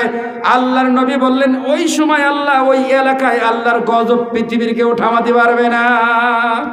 বলতেছিলাম, নেতা আমরা নির্বাচন করতে পারিনি, পেরেছি। এই যে আলেম ব্যক্তি আমার ভাই জানে আলম মাওলানা রিয়াজি সাহেব বসা আছেন, ওনার সার্টিফিকেট ওকে, মাথায় টুপি ওকে, দাড়ি সব কিছু ওকে আছে, শুধু মুখে দাড়িটা নেই। মুখে কি নেই? শুধু দাড়িটা থাকবে না, সব আছে। বলুন তো দেখি, মসজিদের ইমামতিতে রাখবেন? কথা বলেন না কেন? আপনি রাখবেন? মনে হয় রাখবেন নাকি? যদি মুখে দাড়ি না থাকে, ওনার কি এই মাদ্রাসায় রাখবেন? আর আপনার কথা বলেন না কেন? রাখবেন? রাখবেন না। সবাই কি বলবেন? আরে সর্বনাশ, মসজিদের ইমামতি করবে, মাদ্রাসার খেদমত করবে, মুখে দাড়ি নেই। তো মসজিদটা কয়টুক জায়গার উপরে? এই মসজিদটা 3 কাঠা জায়গার উপরে। 3 কাঠা জায়গার যিনি নেতা হবে, আর মাদ্রাসাটা 2 কাঠা জায়গা। ওই 2 কাঠা জায়গার উপরে ওনার মতবাড়ি চলে, মাদ্রাসার বাইরে ওনার কোনো মতবাড়ি নেই। তো ওই 2 কাঠা জায়গার উপরে যিনি নেতা, আর 3 কাঠা জায়গার উপরে যিনি নেতা, ওই নেতার নেতৃত্ব দিতে গেলে যদি মুখে দাড়ি না থাকে, তাহলে নেতা যদি না চলে, গোটা এলাকা কত বড়, গোটা থানা কত বড়। ওই নেতা নির্বাচন করার সময় কোনোদিন ভেবেছিলেন ওর মুখে দাঁড়িয়ে আছে কিনা দেখি, ও সিগারেট খায় কিনা দেখি, মদ পান করে কিনা দেখি? যদি মদ পান করে, মিথ্যা কথা বলে, জুয়া খায়, জুয়া খেলে, ও যদি এই সমস্ত অন্যায়ের সাথে লিপ্ত হয়, তাহলে ও আমার নেতা না, ও আমার খেতা। এই সিদ্ধান্ত নিতে পেরেছিলেন আপনি? নিতে পারেননি। আপনি বলছেন না, এখন পরিস্থিতি খারাপ, লা ইলাহা ইল্লাল্লাহ, জেজা করে গরুকে মাছ সহিত। কথা বলেন, নেতা নির্বাচন করতে পারেননি। ডাইরেক্টলি না হলে ইনডাইরেক্টলি আপনি তাকে মেনে নিয়েছেন। এই মেনে নেওয়ার কারণে, আপনার একটা ভুল সিদ্ধান্তের কারণে, গোটা গ্রামের একটা ভুল সিদ্ধান্তের কারণে, নেতা নির্বাচন না করার কারণে আপনাকে এমন একটা অবস্থায় এখন অবস্থা দাঁড়ায় গিয়েছে। এখন আল্লাহর কাছে দোয়া করলো, দোয়ার